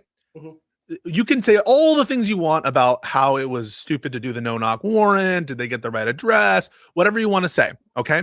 But at the point in which the cops reach the door and execute that warrant, and they're fired upon, we can say that, yeah, it was objectively reasonable for those officers to take the shots in response and to kill an innocent person in Breonna Taylor. And again, that's not making any kind of like moral assessment about the broader circumstances that caused Breonna Taylor's death. And so Breonna Taylor, the boyfriend, had a reason to shoot at the cops too. So all kinds of. I would agree with that as well. And I do also agree that the cops like outside were probably guilty of a crime, even though they didn't actually kill her, right? Because the bullet didn't connect with her, those bullets. And so all of this is important, and it's a way of me signaling that I know, right? It could be the case that an objectively reasonable action taken by an officer causes untold suffering to innocent people. And some of these cases involve like collateral damage to like people who are walking along a way where they take out a car and the car like lands on them. So I'm not trying to apply either a superhuman standard or you have to do the best thing, otherwise it's not constitutional. What I'm doing is incredibly narrow. Go ahead, sorry. Oh no, I don't want to be really rude. Just Ryan has to step out, so I want to give him an opportunity to tell us, where we can find him and what he has coming up. So I apologize for interrupting. Oh no problem. Thank you so much for doing that. By the way, that's very sweet of you. And thanks for having me on. This is an awesome show, and I'm glad to be part of it. I love it. I hope I can come back. So yeah, I'm Ryan Mullally. I have, my name's on screen. You can find me on X and YouTube with the same handle. Small but growing community, law, philosophy, Supreme Court stuff, debates with Pisco, everything good. And yeah, just to give my final thoughts on this before I head out, thank you guys. And I think the video kind of speaks for itself. I think that the first reaction is the reaction that people would have, which is, holy shit, a car. And, we can Monday night quarterback that as much as we want, but ultimately the standard isn't the superhuman officer or the perfect officer. It's the reasonable officer. And, I think when you watch that, the reasonable reaction is, I'm about to get hit by a fucking car. And that is a deadly threat. But anyway, I appreciate you guys. Thank you so much. And I hope to do this again sometime. Thank you, Ryan. Thanks, Ryan. Thank you. And you all should follow his channel. So you could definitely respond to that, because I know you want to respond to that. I just want to say I appreciate Ryan. Even though we disagree a lot, I appreciate his presence on this, as well as you guys. And I think this is a really interesting conversation. And there is a lot of common ground here. I think we're all kind of agreeing with a lot of the structure of the legal test. And now the real difficulty is in applying it. So I'm thankful that we're here so far. And I want to just sort of state what my intention is. My intention is not to apply some insane standard. My intention is to be really narrowly focused in this moment on one question, which is, would an objectively reasonable officer who is pointing a gun at a human being, would they be looking at the direction of the human being? Yes, I believe so. Okay. Yeah. Since I think we agree that an objectively reasonable officer who is pointing a gun. Now we can think of cases in which you can't see your target, right?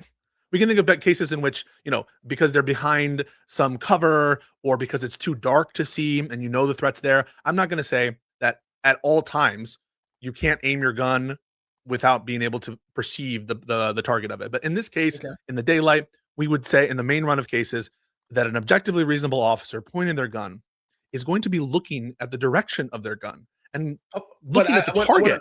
I want to caveat that, possibly. And the reason why I'm caveating that is because the car is coming to it. Because again, we're talking about 2 seconds and we are talking about a moving vehicle. And for whatever reason, the camera goes up and all kind of, so you don't believe he was hit. I believe he was hit, but something did happen in that moment, which does kind of change the dynamic. So I would say, I just want to correct one real quick.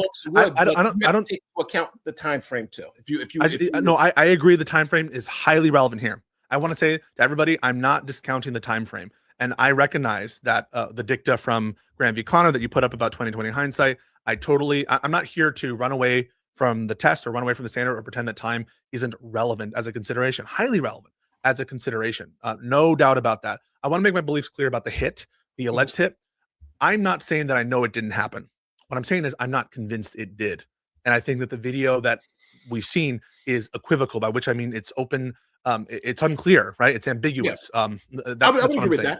that. But my response to that is, at first, all the left, because I actually put it in like the video, and I was going to, and I could show it, but I don't want to take up too much time because we're going to But all the left wing sources were saying, and matter of fact, Breaking Points loves you to death. I don't know Crystal, she loves you to death, because our next point is actually her quoting you, but it's hilarious. But who are we talking about? We were just talking about. So we're talking about sort of the, oh my god, I just totally lost it too. We just had a collective brain fart. The pressure was on. I just had brain surgery, so I don't know what your. I don't have an excuse for it. I'm the non-lawyer. Well, let's do this. Let's move on. Let's move on to the next point. Wait. I just want to no, about the hit. We were talking about the hit. The hit for me isn't relevant. Oh yes. Oh, yes. I know exactly what I was going to say. I'm sorry. Well, actually, yeah, I agree. I'm sorry. So what I'm going to say is, go ahead. Go for it. So exactly what I was going to say is I took up all the left-wing sources, ABC, NBC. They all said the car doesn't look like the guy was hit. All the right-wing sources were saying he's hit. It's clear.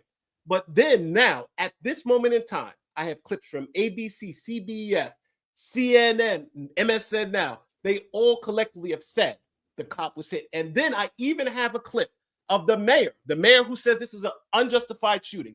He initially said the cop wasn't hit, and he has now come out and said definitively the cop was hit by the car, but he's downplayed the hit. He said it was just a slight bump. So now I would say this. All sources, left, right, and even the officials in Minnesota who are saying that this is all wrong, have all said the officer was hit. So with that, I would say it's now on the person saying the officer wasn't hit to show me proof that he wasn't hit, if that makes sense. So I don't think that shifts the burden. I think the burden is on the evidence, the weight of the evidence. And I think have a question. I'm the one who takes an agnostic position, which is I'm not sure if he was hit or not. I'm more convinced by the New York Times analysis, which continues to say it's not clear, and where they attribute, and I think with a lot of logic behind it, the impact that you hear from the cell phone video of him positioning his body to aim the shot on the vehicle. And so I think that you can put out whatever statements you want from stupid Democrats, from news organizations. We need to observe. But we need to observe the evidence. Yeah. And the evidence we have is this video from a distance, which I agree. When you press play on it fastly, it looks like he gets bumped or hit. But if you zoom in at the time, it is not clear. And that's still the evidence that we're going on. It was unclear when we saw the video then, and it's unclear now. I don't say he wasn't hit. I say I'm not sure. And none of the statements changes that. Hold on, question. I just want to make sure, because there's a lot of things that we're asking. Is it fair to say whether he is hit or not if the threat in his brain or whatever was there? It's kind of irrelevant. Whether he's actually hit or not. If he felt like he was going to be hit or he wasn't hit, that's sort of the argument that would go in front of a jury. No, this is really smart from Eric, right? So yes, everyone who is like super focusing on the hit is missing the big point. For me, whether he was hit or not is minimally probative. It's some relevance, okay? I think that you're going to lean on this heavily if you're the defense, if he were ever charged, which I don't say is a foregone conclusion at all. Again, or that a jury would convict him. I'm not making those claims. I'm just telling you my thoughts on what we're seeing. And Eric is absolutely correct. The hit is going to be minimally relevant. Why? Because if it's the case that he is in serious risk of serious bodily injury or death, then you don't have to wait till you get hit before you use force in that context, right? So supposing the force is reasonably necessary, right? So on that assumption alone. So yeah, in some ways, being hit first is almost kind of like worse, at least in one respect. If he were hit and then he shot, well, you're not allowed to, if you were like bumped, let's say it's a minor hit or something, or it's a grace, you're not allowed to like shoot to punish action that was taken. Sure. You're allowed to shoot to prevent. So you could even make an argument that if he were hit and then he shot, maybe even a worse scenario for him. So the hit focus, I think, is totally political. And for me, it's not super dispositive or relevant.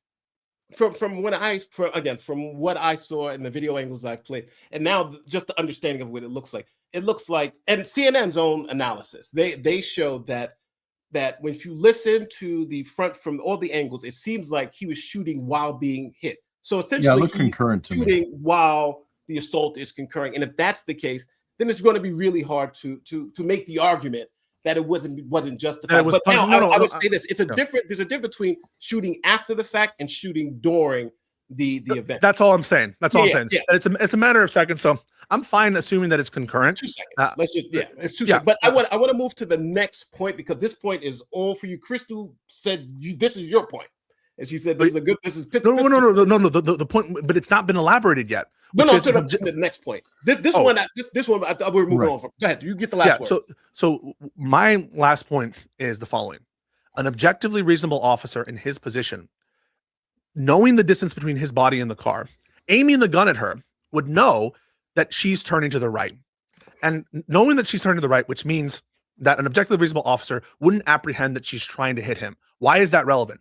That's relevant because if it's the case that an objectively reasonable person wouldn't think that she's trying to hit him, then the only justification to use the force is not on the basis that she's going to continue to manipulate the car so as to hit other people or to be reckless about it.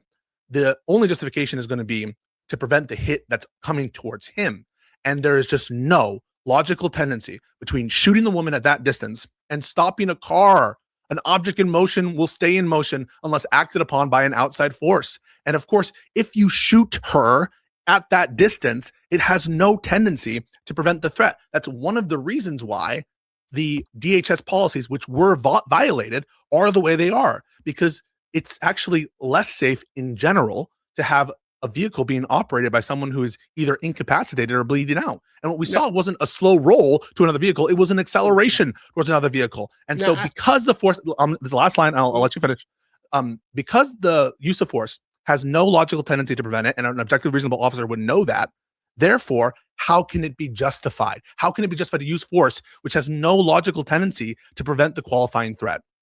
Okay, now to wrap this point up, I'm just going to say, to wrap it up, we're in disagreement, but we're still friendly, which is cool. So we're going to move to the next point. No, this is helpful. And, I love it. And those who are, watching this in replay or in the chat or whatever, please comment below your opinion. I think both of us have made a case at this point. I'm not going to regenerate the whole argument or anything. Pisco wrapped up his point, so we're going to move on to the next point, and we're just going to agree to disagree at this juncture. I love that, and hey, all love. If you disagree, that's great. I'm just happy we're having the conversation, and I appreciate the opportunity to make the case. Oh yeah, and I think you made a very good. I think you made a good case, even though I feel there were points that I could rebut. But you had the last word. We're moving on. Shot by shot assessment. Critics argue that the first shot, even if it was justified, the final two shots were murder because the car was either passing him, and some say had already passed. And the counterpoint to that is that the whole event is 7 seconds, and the 3 shots occurred in 0.7 seconds. All cases in which something like this happens, the courts generally, if not unanimously, treat this as a single use of force because of human physiology and perception reaction time that prevents officers from stopping shooting and reassessing between rapid fire split-second shots. The case that is the Plumhoff case, where the Supreme Court says you treat multiple shots fired in rapid succession, continuous bursts, as one single use of force for Fourth Amendment analysis, not as separate, independently judged uses of force. So in this particular case, 0.7 seconds, 3 shots. My understanding is that the analysis would be that this would be one single use of force, and the second and third shots, based on previous precedent, would not matter. And the Plumhoff case, there were 15 shots in 10 seconds, and in this case, it's 3 shots in 0.7 seconds. Question before we go further, because I just want to set a baseline. Cool. And it's no judgment. Yeah. I know you fired pistols before, Nate. Pisco, have you fired a pistol? Not a pistol, shotguns and rifles. Okay, well, it is very, very relevant to understand the pistol itself and the ability to fire. So I'm saying this is one continuous action. Those shots were fired honestly faster than I could fire. The guy is a more skilled shooter, probably because he's experienced or whatever, but those shots were so rapid, it was not a case of shoot, pause, shoot, pause, shoot, pause. It was just an instinctive boom, boom, boom, stop the threat type of a shot. So that is my basic opinion, and I'm pretty much in alignment with the second part of what Nate said. I think he fired until he couldn't. Threat is stopped. That is the point. So I'll hand it over. I know Pisco probably disagrees with me on that. Go ahead, Pisco. I actually agree on some things and disagree. Like, I agree with a core point there that I think that we can talk about for sure. But I disagree with the legal aspect of it, and we'll talk about that. But I do want to say hi to Nick Rekieta. How you doing, Nick? I'm good. How are you, Pisco? Good. I like the specs. I think they're cool. Okay, so here's what I. Well, let Pisco finish it. Then we'll go. I'm interested to hear Rekieta's take on this. I think we need to start with the basics. Does Plumhoff stand for the proposition that you don't analyze those other shots, or does Plumhoff stand for the proposition that in the context of Plumhoff's facts, that it was reasonable to do those shots? And I say it's the latter. What Plumhoff is holding isn't that you don't analyze those other shots. It's that those other shots are reasonable given the circumstances. Yeah. That's what I think is, because there are some people who say, oh, you don't even look at those other shots. There's like a one window or two window period of discretion, and you just don't even look at them, right? That's not what Plumhoff stands for, right? Plumhoff stands for the opposite. What Plumhoff stands for is the amount of bullets there, and them using 15 bullets or whatever in 10 seconds was reasonable under the circumstances, under all the factual circumstances. So I think we agree on that so far, right? Sure. Yeah. So Okay. Plumhoff, just so everybody understands, Plumhoff is another car case. 15 shots. First it was 3 shots.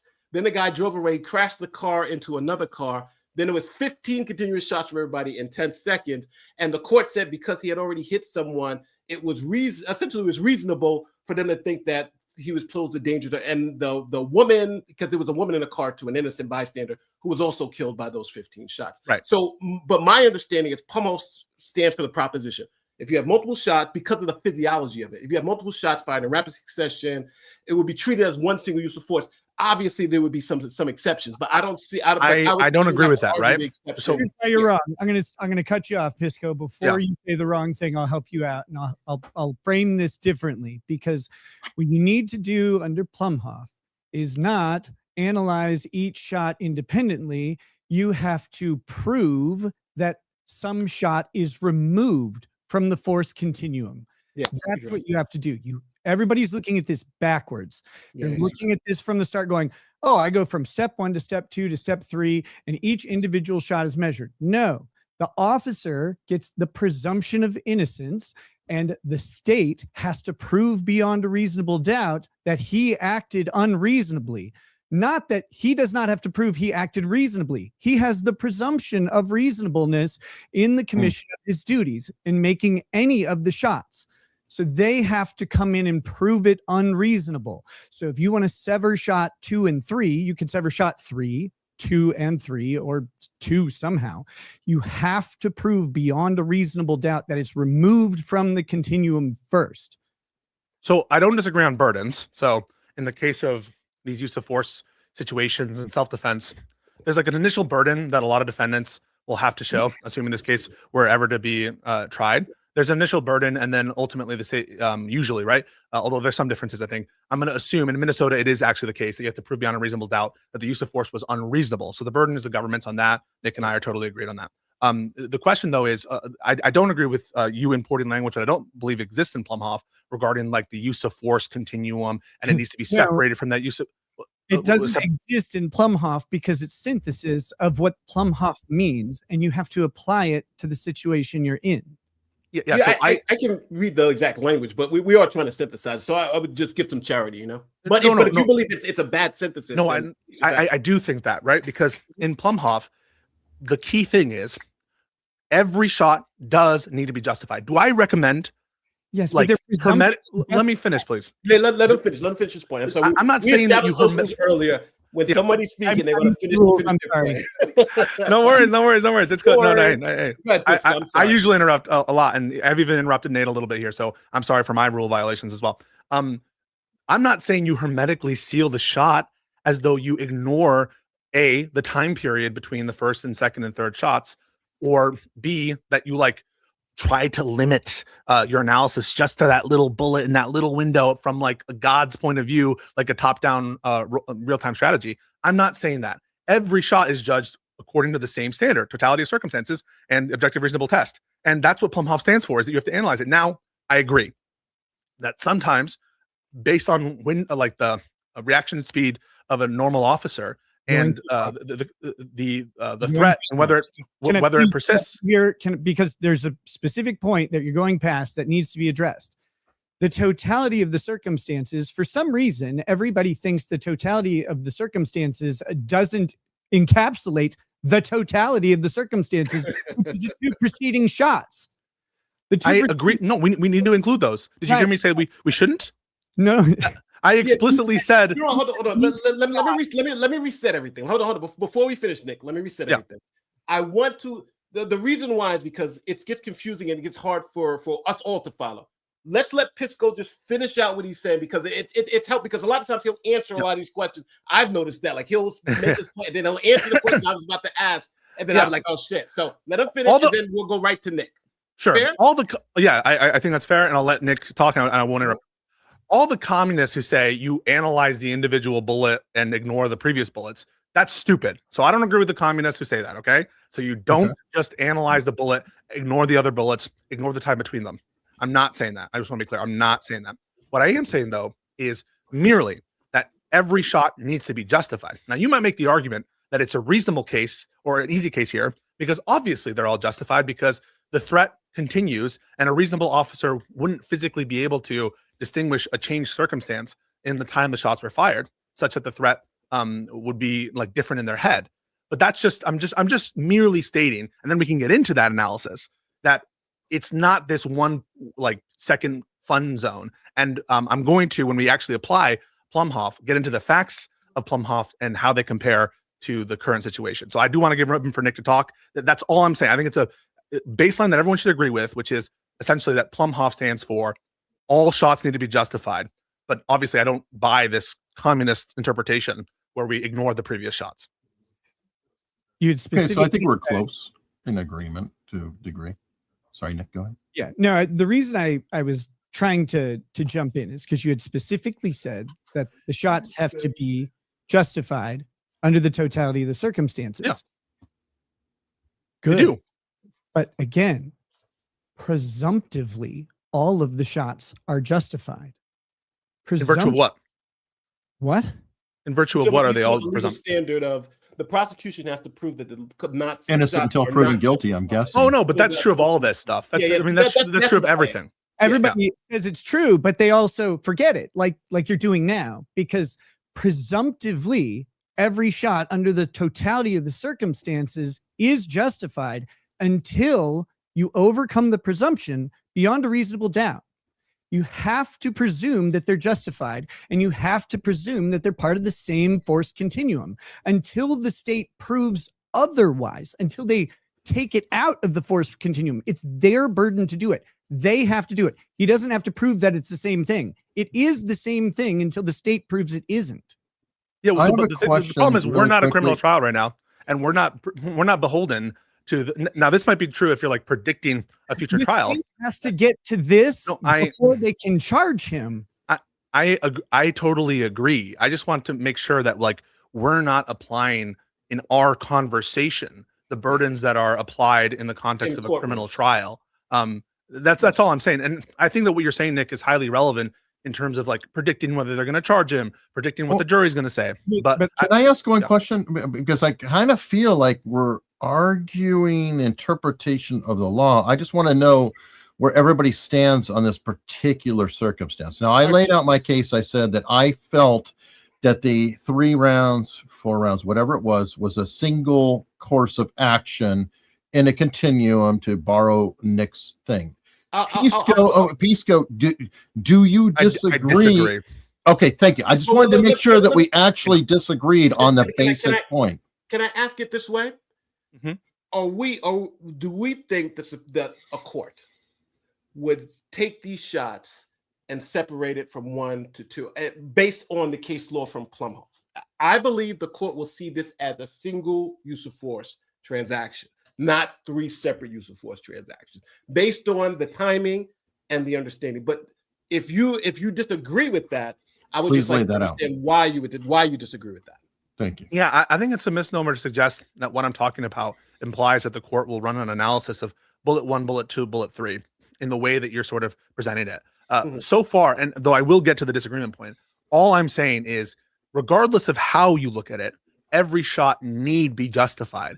And so I do think that if the prosecution pushes a distinction between different shots, the court will be forced to address it, and will be forced to address. Now, maybe they'll just say it's all one, because a reasonable officer wouldn't be able to distinguish any kind of difference in the threat. And again, this entire thing is assuming the first shot is justified, which we just talked about. So we're only talking about the later shots right now. So this is all contingent on the assumption that the first shot is justified, and the other shots can sort of like map on to the first shot's justification.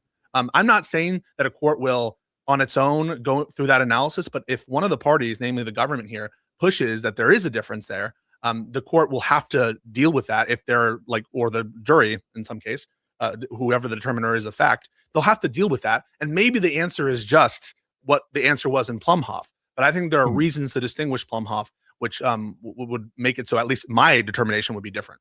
I'm not saying that I know what a court would do. What about this line in Plumhoff?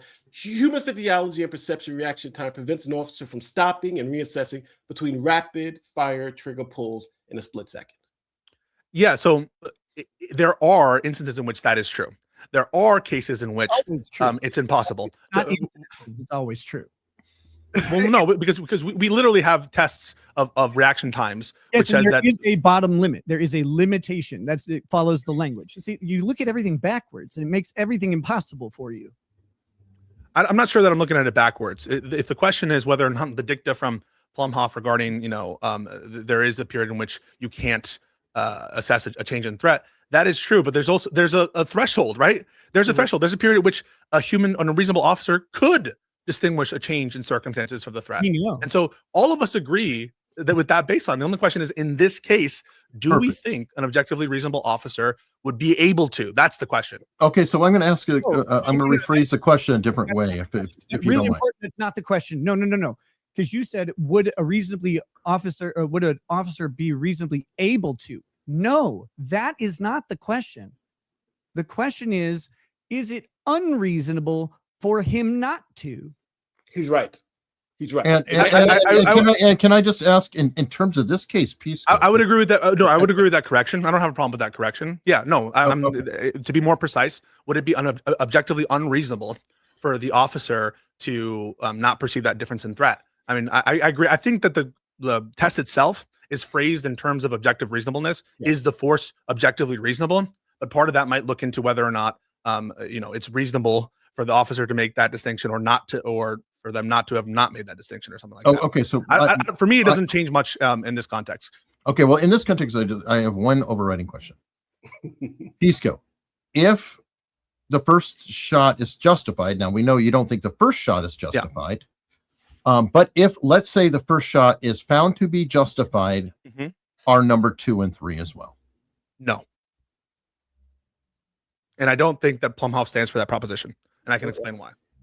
So the nature of the threat in Plumhoff is fundamentally different than what happened in this case. And I think everyone on this panel should agree with that. Yes, I agree with that. I definitely agree with that. And part of what is informing the decision in Plumhoff is very similar to this other case. I think it's called Scott v. Harris. Is that the right one? I think this is like and where you have this kind of like insane chase, this outrageous chase that happens. The person sometimes is fleeing from an inherently dangerous crime, where flight by itself is a threat to public safety, right? So, and to say nothing of the circumstances of the driving that where one can intuit this kind of malicious disregard for safety of officers, safety of others. So the totality of circumstances, it's impossible, in my opinion, to disentangle the leading up circumstances to Plumhoff, to Harris, to these different like high-speed chase situations, where you need to stop this motherfucker from driving in any respect, because they're driving alone, their flight alone.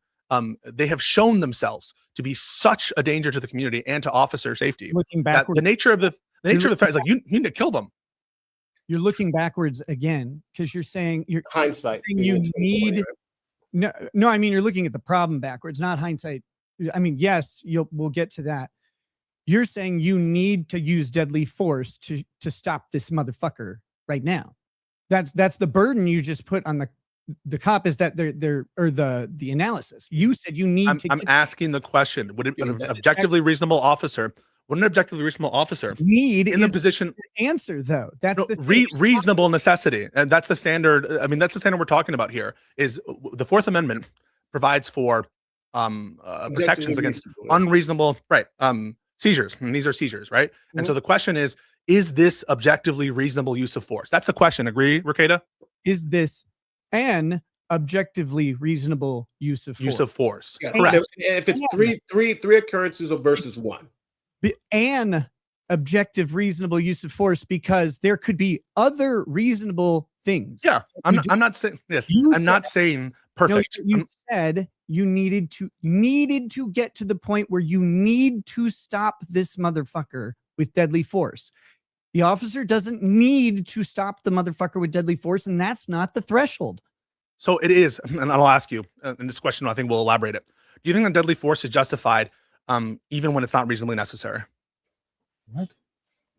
Do you think deadly force is justified even when not reasonably I think we're distracting from the question that I asked, which I just said, if the first shot is justified, are the following two. I feel like all this is a distraction, right? But you haven't explained why that. You've gone on to another case here. Well, I'm responding around to and all of that. To be fair, he like Rekieta did jump. He's responding. Well, I'll say this. Let me say it from my perspective. Yeah, I believe this will be treated as one use of force because in the case that we're citing, it was 15 shots in 10 seconds. In this one, it's 3 shots in 0.7 seconds. I'll even give it a second. And I think under just human physiology, and when you read through the case, they really harp on that human beings' reaction times, and you've got 0.5 seconds to assess the threat, 0.2 seconds to respond to the threat, and then another 0.5 seconds to. So you could have multiple and also number 2, training. In training, you are learned to continue to shoot until the threat is over. And in this particular case, I think you can make the argument the shortened time frame, the 2 seconds, then that's essentially why they would treat this as one. Now, I want to talk about it. Go ahead. What say you? Well, first I'll say, I think that we all recognize in this panel that the use of deadly force needs to be reasonably necessary. And that doesn't mean that I think that reasonable necessity means perfect analysis, that no mistakes will happen, that there couldn't be other reasonable courses of conduct. I'm not saying any of that stuff. So I just want to be clear and heard on that point.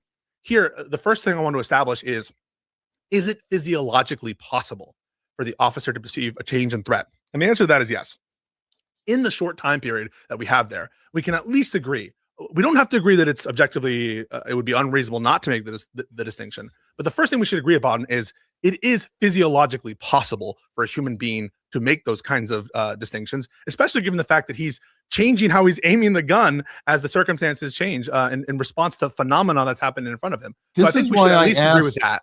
This is the hard part, Pisco, and I don't want to pick on you, but that's why I asked from the jump, have you ever fired a pistol? Because I fired guns, not pistols. Okay, but it is relevant. I think, Nick, you've had a pistol. The speed, fair enough. Yeah, not anymore. But anyway, the speed which he fired is so. I mean, I'm just trying to tell you. I have fired before. This is not there's 0.7 second. It's less than Eric, 1 second. No. To go between the shots. So my argument is 1 shot or 3. That these are the same as 1 shot, in my opinion, because there isn't any time in between. And I was a soldier. I did, burst fire. There is a factor in there, and I think it's you're trying to parse between, like, he's supposed to know between these 2 shots. Oh, it stopped now. The vehicle's still moving. We saw the vehicle continue to move even after that point. So that's why I'm kind of frustrated. What I'm trying to do is one moderation piece. We're going to go to Nick first because Nick has been trying to jump in. I know you. That's true. That's true. And then we're going to let Pisco have the last word on this issue too. Okay. And then we're going to move on to the trans case. So are we okay with that?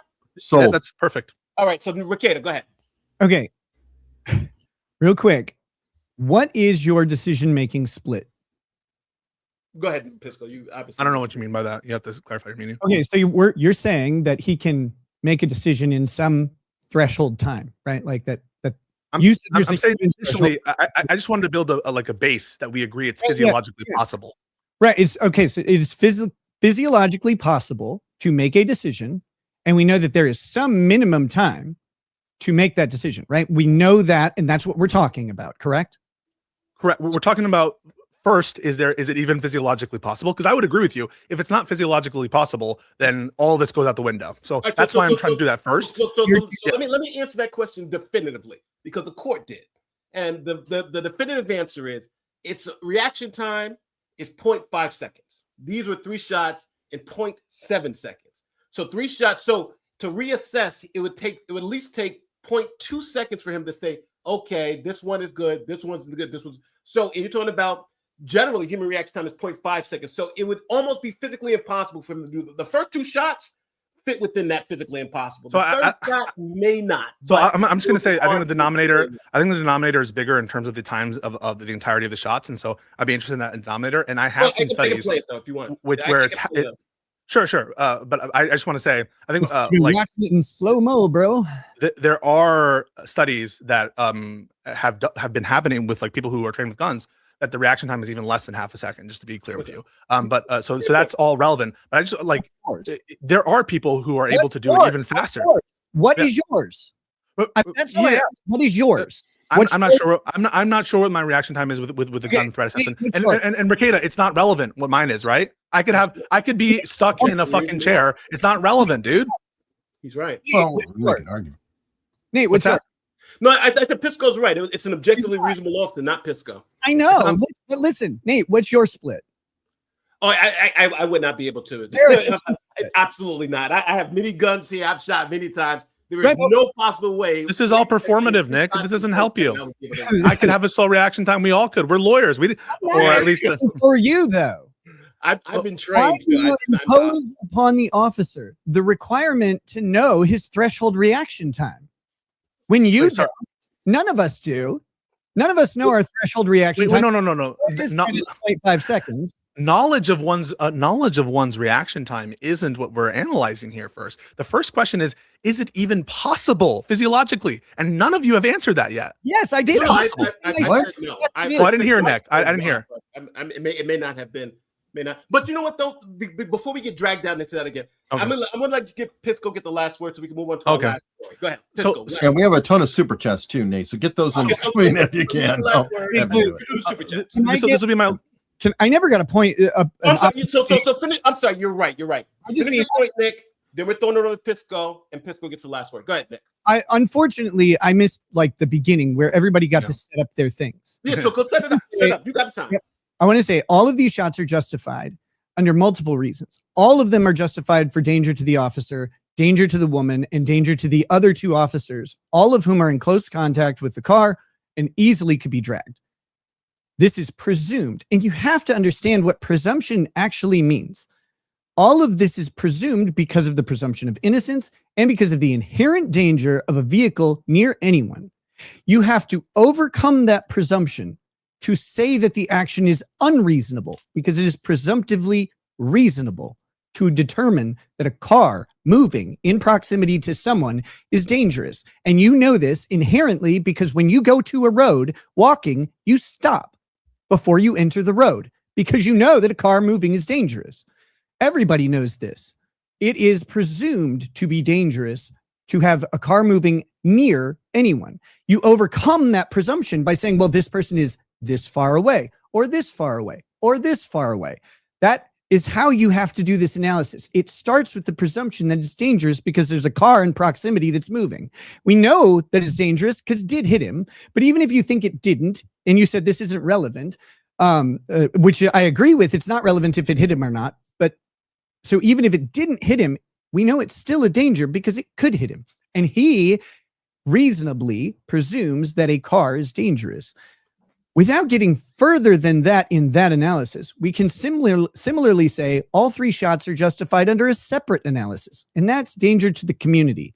The moment she puts the car in drive, even if he's not in danger, Her fleeing a scene in a residential area in a car is presumptively dangerous to the public, which justifies the use of deadly force so long as the officer is able to fire at the operator and not at the vehicle generally. Everyone conflates the fleeing aspect because DHS suggests that you can't fire solely to stop a fleeing vehicle.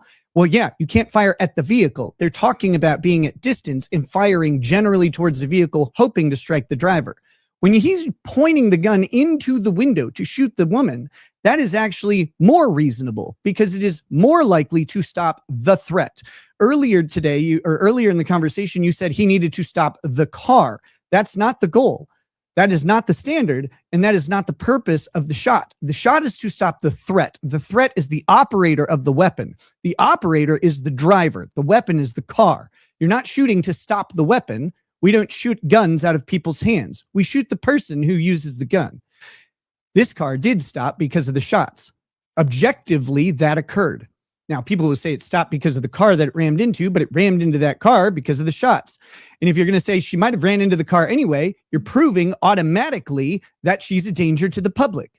And of course, a car moving in a residential neighborhood away from cops who will then pursue her is a danger to everyone and the public, which justifies the shots until she is no longer a danger or until it is unreasonable to fire on the car to fire on the operator to make the operator stop. So if he doesn't have a clear shot. But again, you operate backwards. All of this is presumed to be reasonable until you show a fact pattern that says it isn't reasonable. Like if he couldn't see the driver and he started shooting, that's unreasonable. Now, hold on, just one second, Nick. You've given Pisco a lot to respond to. And I don't want him to respond to him. I'm telling him he's incorrect from the outset.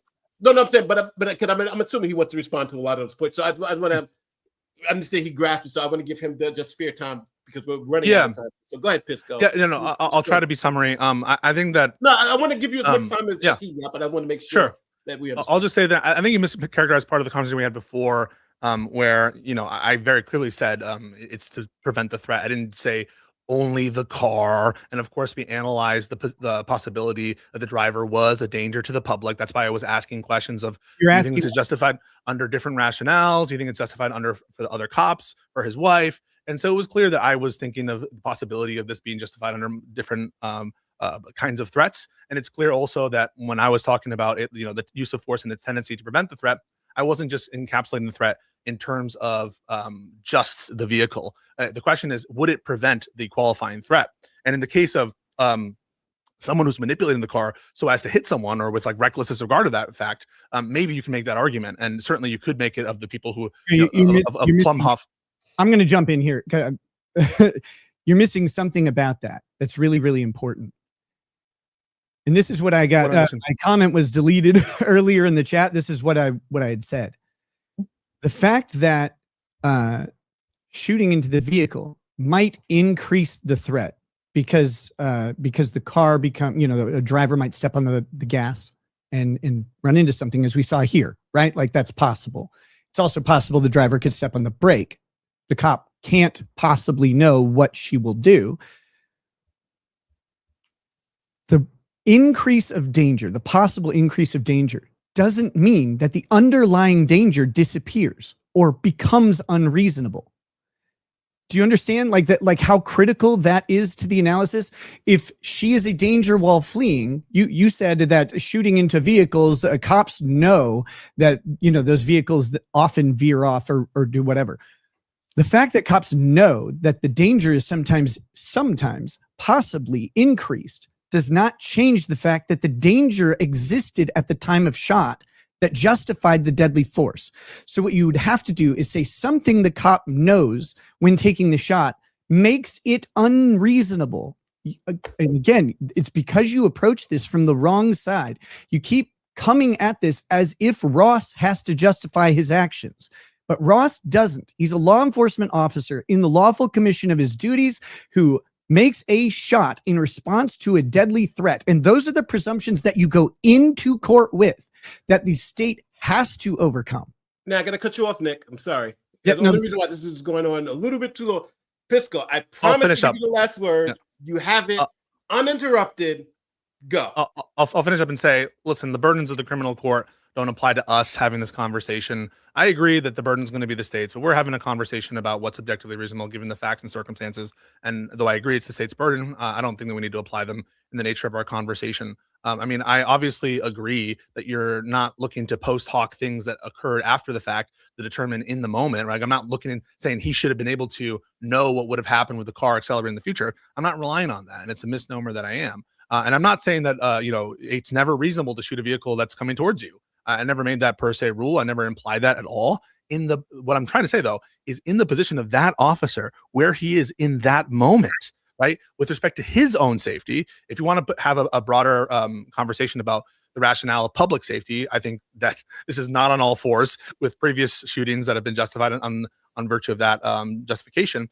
But in this shooting, there's no way the car is going to be prevented in any respect, or that an objectively reasonable officer would know or would think that shooting the person in that context would have any tendency to lower the imminent threat that is upon him. And so you would have to rely on some other set of facts. That is that an objectively reasonable officer would think that she is, intentionally doing it, or that an objectively reasonable officer would think that, there's some community of like, I don't know, a procession of a fucking, what do they call it, a parade behind or something. So you'd have to point to other facts that would justify that rationale. But on the basis of self-defense of the officer, shooting this woman is not going to stop the car from hitting him if it did hit him. And again, I don't think that the hit is super relevant. On the specific point that the sub point that we're here about is if the first is justified and the others are justified, we should have another conversation about that later on. I know we're out of time on it, but needless to say, I think not only is it physiologically possible for a human being to respond in the time window for the other two shots, I think all the indicia, the fact that he's moving his body and aiming the gun, shows that not only did it change, he in fact was able to immediately respond to this different change in circumstances. And if you look at the scientific evidence, cops are able to do it, and I don't think it's unreasonable. And it's different than Plumhoff, where the threat almost coexists with the fact that they're driving at all. And it really, really was a insane fact pattern that preceded it. But I'll leave it there. All right. So same statement again. Everybody, you've heard both sides of the situation, especially on replay crew, everything else. Please comment below what you think and how you feel about it. And we're moving to the next point. Nate, you're driving. Well, we're gonna do two things. Number one, I'm gonna ask our guest. We have we are 2 hours in. We can do 30 more minutes on the trans case. If you we can stop here and hold that for next week. If you guys want to stay another half an hour, we can do that. I'm good. I'm good. Tight on time. All right, you guys are good. Now, number two, what we're going to do is the people in the chat, you've heard both arguments. You've heard Nick and you've heard Pisco. Now, I know we got a very conservative crew, so I'm assuming, but if you side with Nick, put a 1 in the chat. If you side with Pisco, put a 2 in the chat.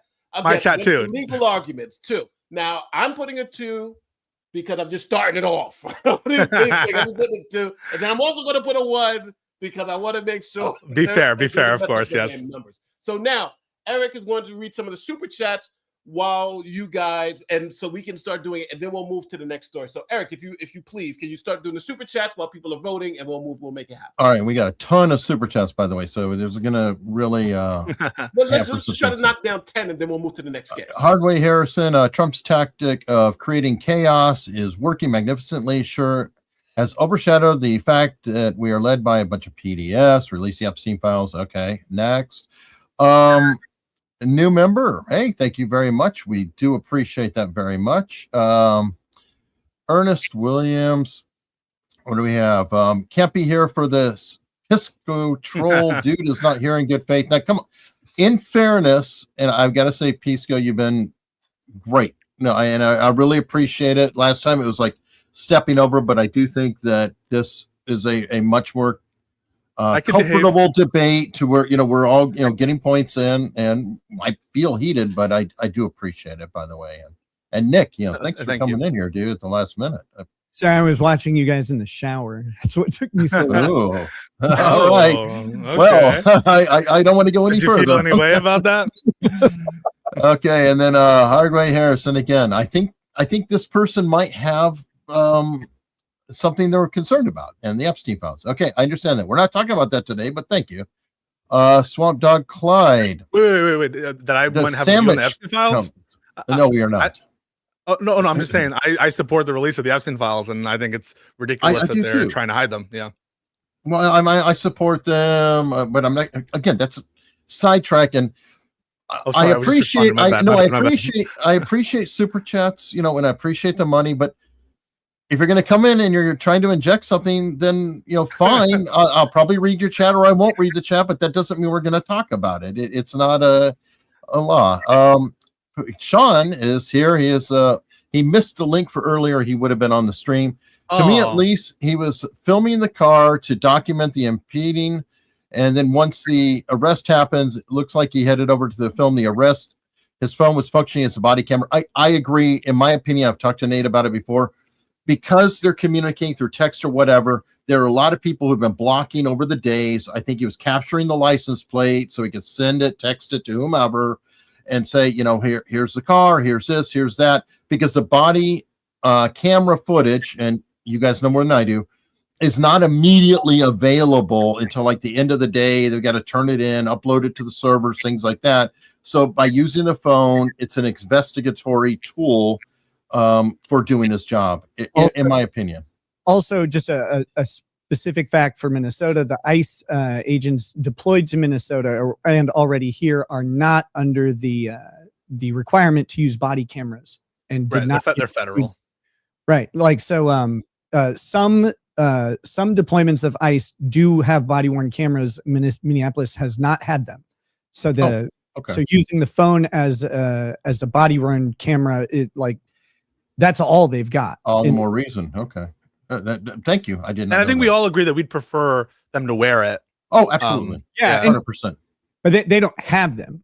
Yeah. Like this is a big. So it's not like I don't want to mislead people into thinking that like the ICE agents have them available and are not wearing them.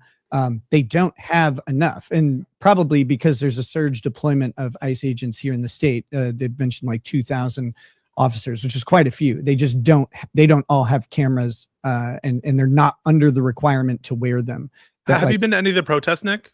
No, I'm not. I don't live close to that, and I also don't go anywhere I might get stabbed.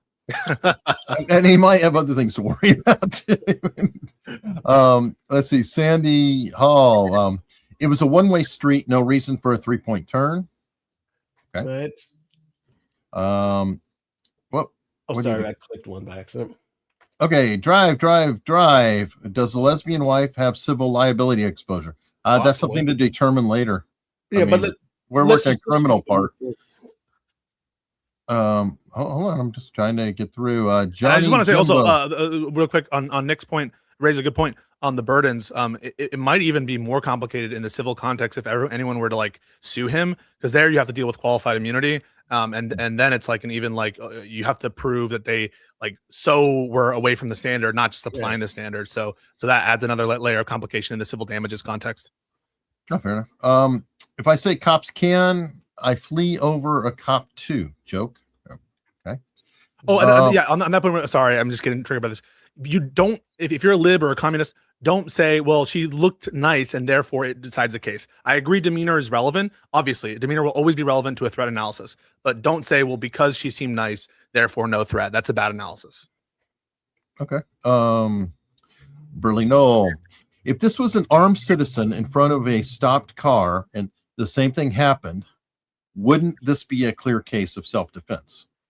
I think they would go training very close. It's a lot more going, because it's not about self-defense is different, because this is about a reasonable officer trained versus the constitutional standard doesn't apply. Yeah, it's a higher standard for officers than it is just for right. I was going to say it probably even more in the favor of the person making the shots. Yeah, for self-defense. Yeah, because it would be like, well, you weren't trained, and so right. How would they know that they were threatened? That's why I'm like, with a self-defense analysis, fail to recognize that it's not even about this officer. It's about an objectively reasonable officer facing the same set of facts. Although in self-defense, it's an objectively reasonable person. Now you can query what the distinction is between those two. I think that they are related, right? But there's different kinds of evidence that you would provide in terms of training, in terms of expert opinion. and query whether or not that makes it an easier case for the officer or harder. I think we can look at it in different ways and see, is it actually helpful? This is a police encounter. And also, I would like people to think in the mode of self-defense for private citizens. I think most people in this context would be like, not justified for self-defense, regular self-defense, but they are technically sort of different standards. All right. I'm a civilian. I disagree. We've read Anyway. 10 super chats. We have Okay, good. So you guys keep driving. I've got to do show prep while we're. You do show prep. I'll just do so. We got 19 super chats left, but I want to move to the trans case. We got about 20 minutes left, so I'm just going to run through the facts real quick. The cases that are happening at the Supreme Court, there are two cases a lot of people don't understand. First, West Virginia versus PBJ, not peanut butter and jelly, but that's they use the initials for the kid. First, it's what I call the puberty blocker case. Young woman starts taking puberty blockers at the age of 12. Puberty blockers stops her from having she's born a male. Puberty blockers, so she doesn't have the male, she doesn't have the testosterone to say, because usually when you take puberty blockers, then you don't have the things like the muscle mass, bone structure that are used to distinguish between why men do better in sports. So since she essentially has the same body as a woman because she was taking estrogen, her body is more similar to a woman than a man. The law says that boys play. Well, actually, let me be very specific. The law says there's essentially one protected class, the girls' class. So girls can play with the boys, but boys cannot play with the girls, and it's done strictly on biology. Her argument is that the law is based on the rationale that females have a biological disadvantage against males in this context. But since she was on puberty blockers and she doesn't have those advantages that her counterparts does, the law is discriminatory against her as applied in her situation. So it's an as applied challenge, as applied to me, this rationale. Now, the counter argument is that this is protecting all women, and the state argues that they cannot do hormone checks for every individual student, and they need a category, and they just have clear categories: biological male, biological females, and it's a slippery slope if you let this person eventually compete with females, and that it's a back door into allowing puberty blockers. That's case one. Case two is Lindsay Helcock. She's from Boise State University. She did go through male puberty, but takes hormone, and she's been taking it for about a year. Now, she says that there is no evidence that says that her performance is closer to her male physiology than female physiology. She brings some studies and so forth and so forth. And she says the ban as applied to her, because she's been on these hormones, is unfair. And she says that if the state just actually looked at her testosterone levels and not her birth certificates, they would see that she doesn't have an unrealistic advantage in that case. So just so we know, one is a child who's taking puberty blockers and doesn't have those biological advantages of men, saying, hey, you shouldn't ban me and allow me to play at the women's team. And then the second one is someone who is taking hormones after they've gone through puberty and saying, hey, as applied to me, these puberty blockers, not the puberty blockers, these hormones essentially have made me into a woman. Now, the Supreme Court, obviously, in oral argument, seemed to suggest very harshly that they are on the side of, especially in the second case with the person in college, they're essentially going to deny her. They essentially more or less said that. But the other one, the PB&J case with the kid who actually took puberty blockers and went through, that case seems to be a little more fuzzy. So I'll start with Nick first. Nick, what do you think about these two cases and the outcome? And what do you think the possible outcome is going to be? I agree with you on the second, or what you seem to indicate the Supreme Court is leaning towards on the second, where, that's saying that I've taken hormones to bring down the presumed advantages of testosterone and growing up biologically male in this particular area. I think they're going to say that there's no way to evenly apply that to fairly measure the hormonal impact for each person to bring it back down. I mean, we're operating on one presumption that that testosterone and growing up gives us physical advantage, right? So we have to, at some point, like create like a presumption on the other side. And they tried to do that with the Olympics. I think it was 2 years, and they've rolled that back. From what I understand, they're no longer allowing that the 2 years of hormones. So I think that they're going to go along with the trending sort of theme is with the Olympics there. The other one I agree is a little more interesting, but I think it runs into a similar problem because similar to the trap question, sorry for the pun, trap question I asked Pisco earlier, what's your split? It's like, okay, well, when did you enter puberty? Like, when did it really happen? When did the physiological process of puberty begin in you, and how fast did it go, and when did it end? No one knows this, and there's not a way to measure it objectively. We can say that puberty is some objective point, but puberty is different in every single person. I would think, just real quick, I'll finish in 2 seconds. No, I just want to, for that point, just in this particular case, I want to be very clear. It was shown that her metabolic rate, bone structure, muscle tendencies, and all that were actually affected. So technically, she did not go through male puberty, and she was taking estrogen to go through female puberty. So just the medical records from the case says, right, essentially this male went through female puberty, and everybody kind of agrees with that. I just want to make that very clear.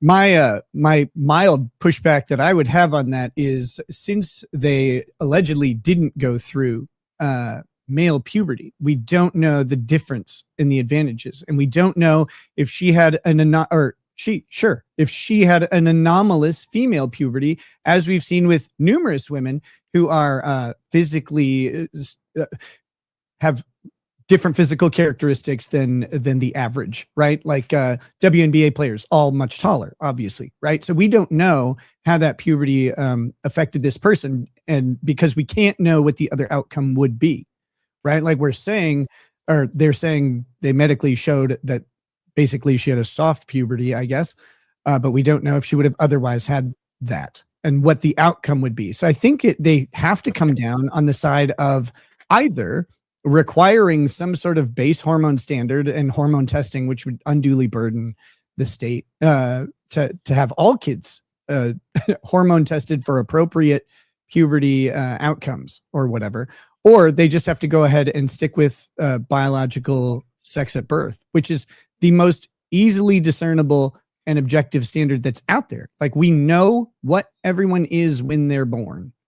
Now, how would you respond to the facts of the case in terms of this is an equal protection issue, and the rationale that they use for the exact law that we're citing is the biological differences, and they've been able to show that this person does not have those differences. So as applied. So does that now change the situation for you, Nick? Because as applied, the rationale for the law doesn't work in this particular case as applied. Yeah, is that the only rationale? Because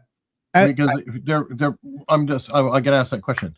The premise is being argued that it's only physical differences as the reason. Is there any other factors? The law is based on the law. The law specifically even wrote the law that male puberty makes the difference, and they were able to show how high school boys actually, if you run the 100-yard dash, the high school boys routinely break the women's world record that hasn't been broken in 30 years.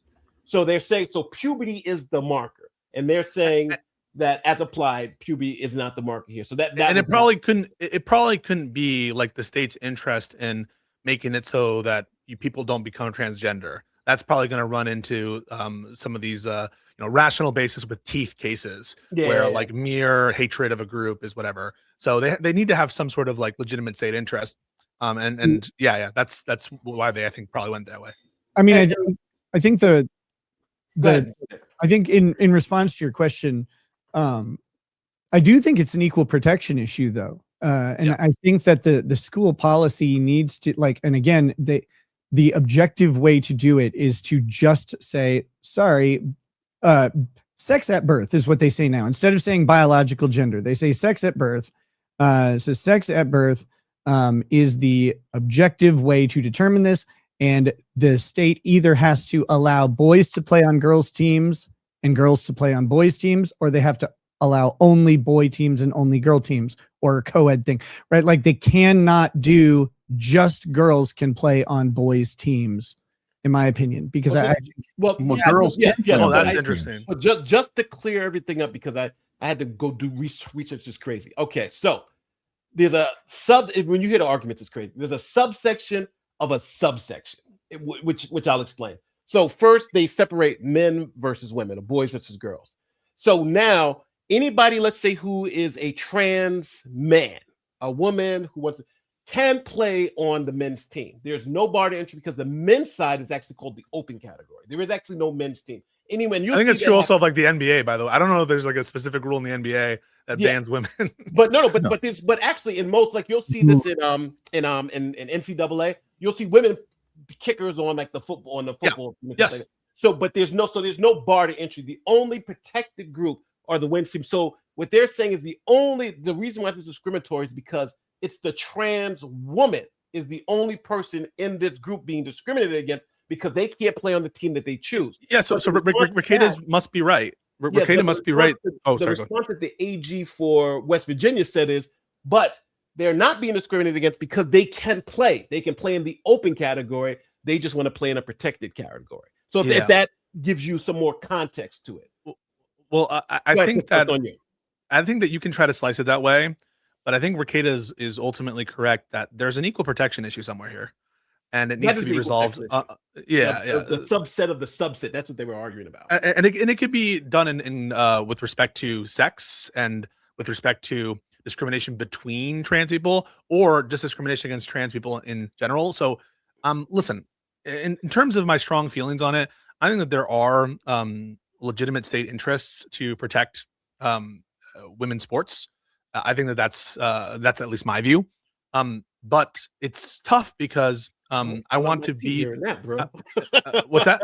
I almost fell out my seat here and say that. Oh, okay. Well, I don't know why. I'm a reasonable guy. Because I had like, but it shows you my biases. Because I thought you were going to argue for the other side. But it's interesting to hear like the arguments you're making. Because from a policy perspective, pardon me. I'm sorry. I'm so sorry. Wait for the butt. Wait for the butt. There's a butt. There is a butt. There is a butt. There is a butt. I don't think.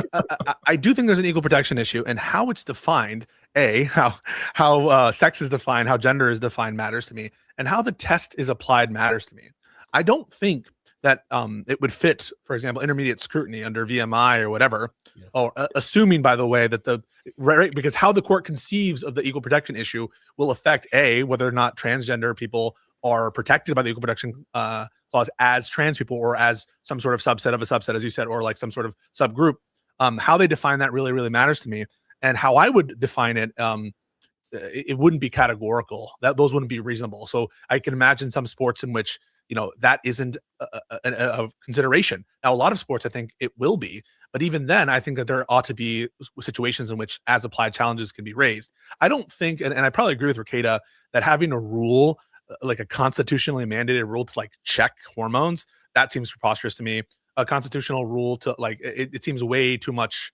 To ask that the Constitution requires that.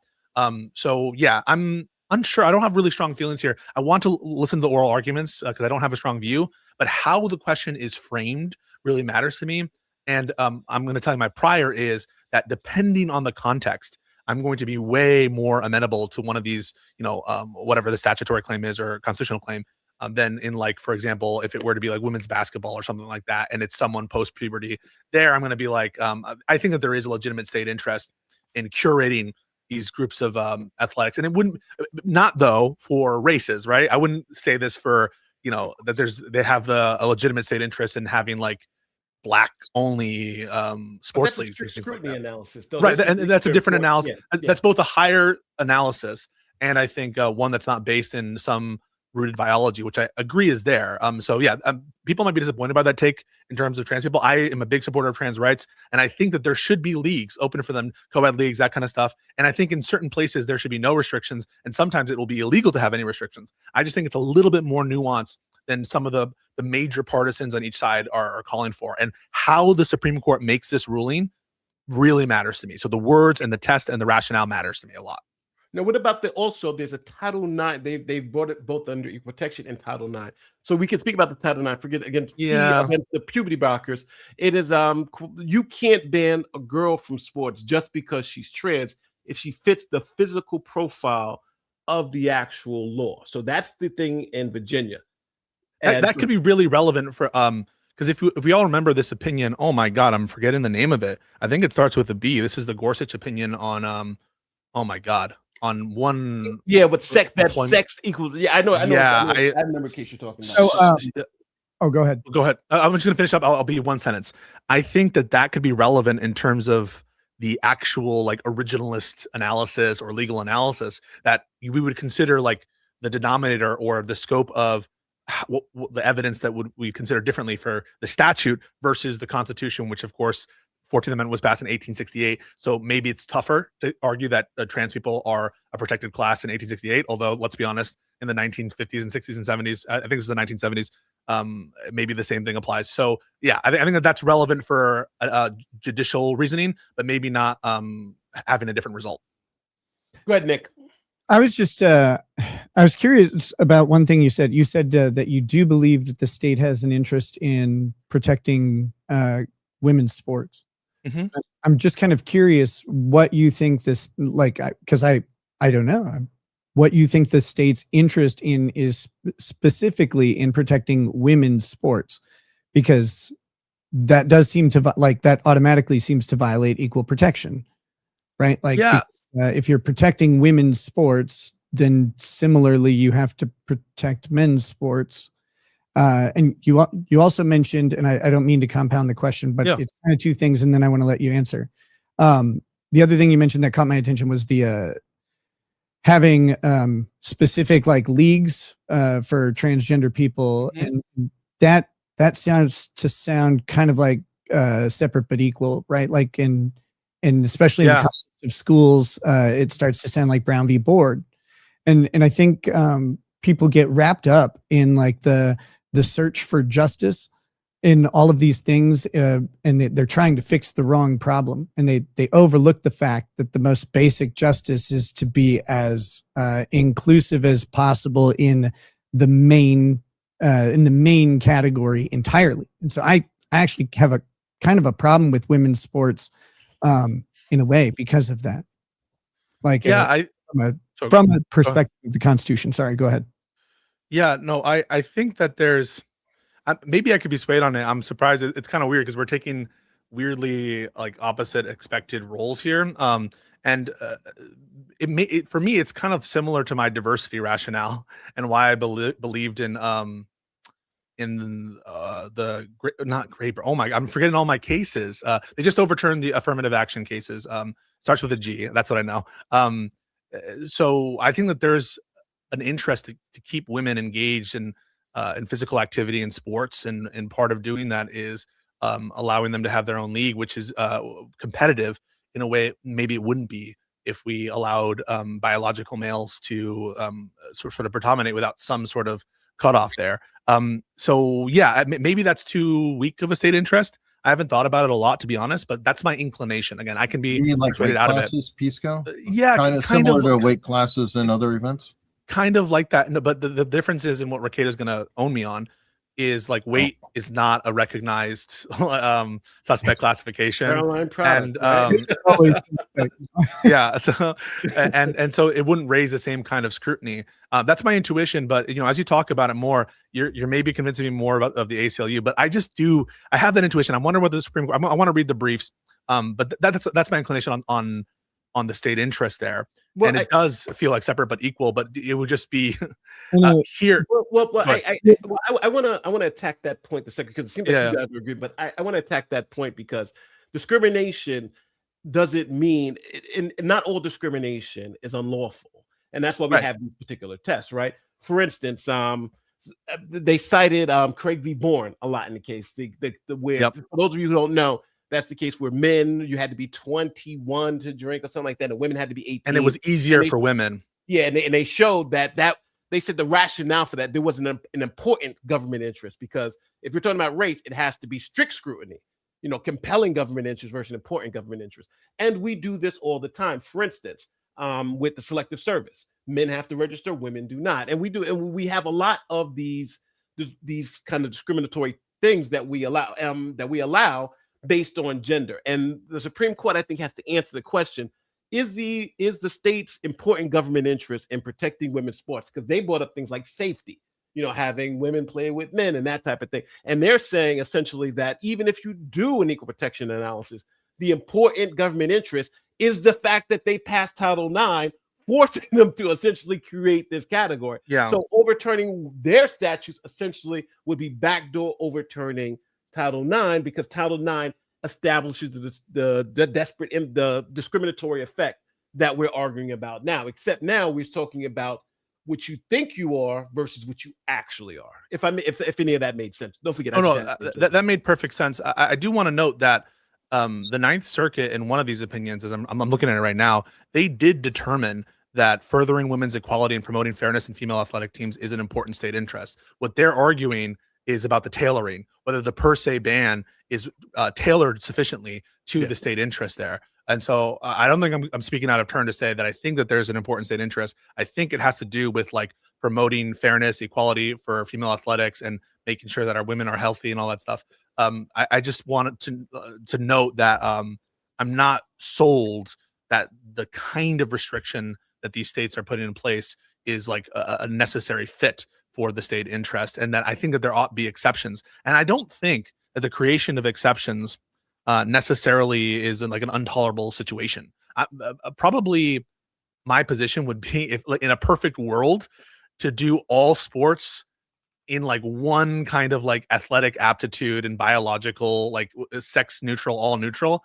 But until we have like easier ways to test that, bone structure, et cetera, because it seems kind of unfair even for men, right? LeBron James can be on the same court as I don't know, like any other scrub, or I'm going to say, is it Jeremy Lin? This is probably racist. But like the fact that you have such massive skill disparities, even among the sexes, I, in my ideal world, would create a system that accounts for all those disparities, perhaps. But it just currently seems untenable given technologies and people's interests. And there does seem to be a public desire to have competitive female leagues. And so as long as that exists, I'm not against considering that an important state interest. One of the problems, and I hate to jump in from the side, but I do think it's kind of relevant, is that the sports that in general that are competitive that we do right now were created by men for men historically. And there are other sports, for example, like long range swimming and long range running, that, believe it or not, you do have women who are winning as the overall winner, like with running 100-mile run, 200-mile really? runs. This is 100% true. Swimming too. Long distance swimming, especially. You have a woman who like swam the English Channel multiple times. Someone else who did the Amazon. The person who, the Appalachian Trail. Have you heard of that? The world record just got smashed by a woman. Over everybody else in the world. So part of the issue too is that these sports are designed for one thing. Other sports, you'll find that, especially long-term endurance sports, women start to outperform or perform at parity. And I think that would be an interesting study, is to find out, okay, well, what if there's new sports that are created where you could, have open classes. Where the disparity doesn't matter as much, or when even right. women are that's why I think it needs to be more elastic. It can't just be that a state has an interest, all else equal, in every situation where there isn't this kind of biological advantage. That's my opinion. Or that hold on. I got to answer this. People who say that those aren't really sports, you're an idiot. Sorry, you're an idiot. Go run. Go outside and run a marathon. Get back to me and tell me it's not a sport. Come on. Yeah, and putting aside whether it's a sport or not, I do want to say I apparently dishonored Jeremy Lin. Jeremy Lin was a pro. I would just looking for my head for a basketball player who's not as athletic as LeBron James. But the last thing I'll say on it is I really do think that if they hold that like there's no protection for these people, we're going to run into a lot of these different situations where discrimination against transgender people is being funneled through these other ostensible rationales. And now it'll just be targeted at trans people directly, and it might lead to more of these oppressive laws that, as a matter of policy, I don't agree with. And so I'm really looking to see the Supreme Court try to have at least some sort of tailored opinion. That said, I don't have much confidence. I think that these laws are going to be upheld, and I think in general, it's unlikely for the court that they're going to consider, discrimination against trans people to be a suspect classification under the 14th Amendment. But maybe they'll only reach a statutory issue. Nick, you have the last word. Oh, no, I think I've said everything I wanted to say on those cases. I'm not too familiar with them, so I was really firing from the hip. Unlike Officer Ross. No, I'm just kidding. Yeah, I have to get out of here. All right, cool. Listen, we're about to just hit super chats and get out of here and try to answer some questions. So if you guys got to go, thank you guys for spending 2.5 hours. Well, you just came in like 20 minutes ago, but thank you for spending 2.5 hours with us, Pisco. Thank you, Nick. This was a great discussion, and I think people actually learned something coming from this discussion. Because I love the back and forth. And the other case, no matter how you feel about it, you got to understand there are arguments on both sides, and I think those arguments can be compelling if someone is allowed to make them. So hopefully, at least you guys got to hear from both sides. And thank you to the Majority Report who just rated. This is Laid Back Law. They do these shows every Friday, but thank you for the raid and appreciate Laid Back Law, Nate the lawyer, Eric, and Rekieta for having me. Thank you guys. Thank you guys very much. Love y'all. Right. Have a good one. See you, Nick. Okay. All right. So Pisco is trying to figure out how to leave the chat. Apparently. I am. It's a button down below. There you go. So that's the first show. That was crazy long. I think we all got so much to say, right? Yeah. Well, but you know what? We've had Pisco on before. This one really, I think, overall pretty smooth. Yeah, there was a little bit of over talk and things like that, but overall, I think everybody was arguing in good faith. Yes. And I think it's great. So we do the super chats. Here we go. All right. Your turn, buddy. Guy gets hit by a car on video. Pisco, didn't happen. Believe your lying eyes. Doctor diagnosis internal bleeding. Pisco, still didn't happen. Well, if you get a based on the arguments made thus far, if I were in the jury, I would not find the officer guilty. Pisco is not being consistent with his arguments. Interesting take. Okay. Your wife yelled, "Drive, baby, drive," after she was ordered to get out of the car. The officer was also struck, justified use of force. I think most of us are going down that road. Even, don't get me wrong, I understand Pisco's making the argument, but I think if you pinned him down, he's not going to say this officer. And he said it. He said he thinks it's going to be even hard for the officer to be charged because he agreed that it was irrelevant, even. So it's kind of a distraction. When even Pisco said if the officer felt like he was threatened to be hit by a car, that was the same damn thing as if he was hit by the car. So it's whatever. Yes, and that's a very good point. He's turning the her turning the steering wheel is the same argument that the tire turned. Just because you see it on camera in slow motion too, doesn't mean the officer can perceive it. Do you agree with that, Eric? Yeah, well, that's kind of the argument I was making. Yeah, I think it was very helpful that we showed it in real time. Because when you show it in real time, you don't see her moving anything. You just see everything just boom, boom, boom. It's 2 seconds. Pisco assuming that the angle where the degree or two matters is assessed able in a second. Yeah, that was the point I was trying to make too. So it's these remember all this was happening in seconds. The police officer on this to give the reasonable mindset. Pisco does not have police experience. Stop injecting your philosophy into reality. Because he was saying what would a reasonable officer do and say, this is what I think a reasonable officer do. But you're right though. Without the training, you don't know what. Like I don't know what a reasonable doctor would do in a situation, right? Yeah, I just don't, because I'm not a doctor. How many ride-alongs with cops has Pisco go on? Boy, I had him leave. We should have read all this when he was here. How is he judging what's objectively reasonable? But that's exactly what we were saying before. I think we're all kind of shooting from the hip here because we're trying to say, we think a reasonable officer would do this and that.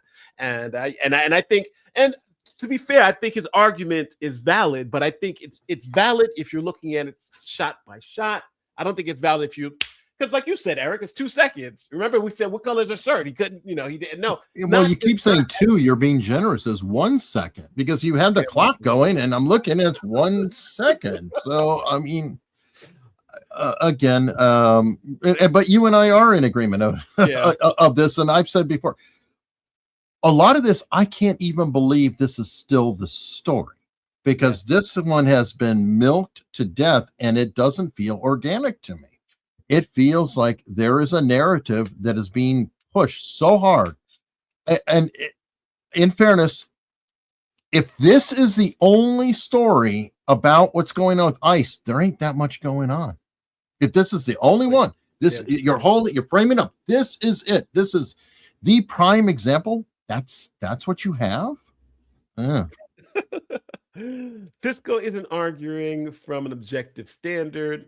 Yeah, I think you could make that argument, but I think he was. I think he was just applying the objective standard that he would understand, without that training or experience. Isn't the question not what the most objectively reasonable conclusion, but if the conclusion the officer did make was objectively reasonable? Agree with that. Yes, but also too, we have to understand objective. As soon as you see objective in the law, that means it's not about your subjective belief at the time. So it's not about the officer standing there, his subjective belief, because don't remember he was hit before and all that stuff. It's like you remove him, put him to the side, and take a fake officer and say this guy is objectively reasonable with all that knowledge. What would that person do?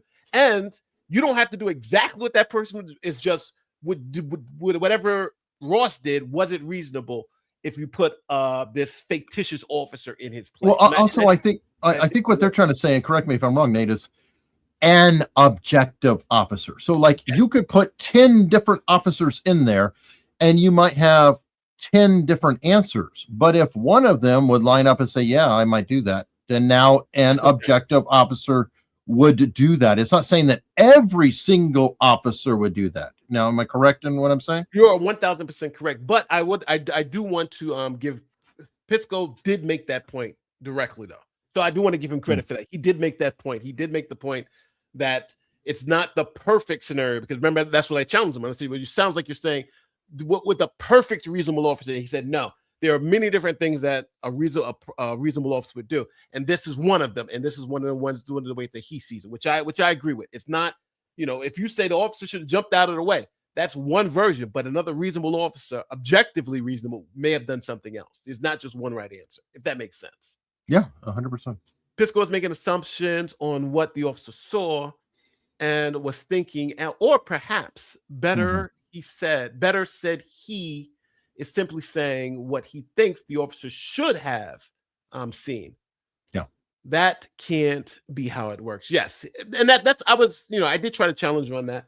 I said the mind reading too. I said, how do you know, a little mind reading on her, mind reading on him. It's a little, and I think we all were doing a little bit of that because I was mind reading on her a little bit too. So because when you're in this situation, you're trying to say, if you try to place yourself in the situation, like, how would I do this? Looking great, Nick. Glad you're doing well. Yes, it's good to have you. And Nick has some really good points too. He came in. Oh, he came in. It was wonderful. Ultimately, it comes down to she decided that she didn't want to be arrested today. Get arrested and fight it in court. Yeah, that was our initial point. That's Eric's initial point. Remember? Well, and I wanted to put it out there because a lot of this is supposed to be objective lessons for survival and getting on in the world. And I'm just trying to think, like, no matter how heated it is, suck it up, take the handcuffs, walk away, and then argue in court. And if you're right, then you can sue. You can do a lot of things, but the court is designed for you to hash that out, not the street.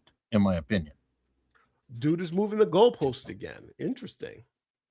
I think all three shots were a single OODA loop: observed, orient, decide, act.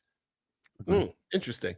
But OODA loop. Yeah. But I will say I think Pisco is being a little dismissive of the Supreme Court precedent because 0.7 seconds ain't nobody be able to boom think, understand, process, and then decide the second shot all within 0.25 seconds. It's impossible. I think my point is still valid that he hasn't fired a pistol before.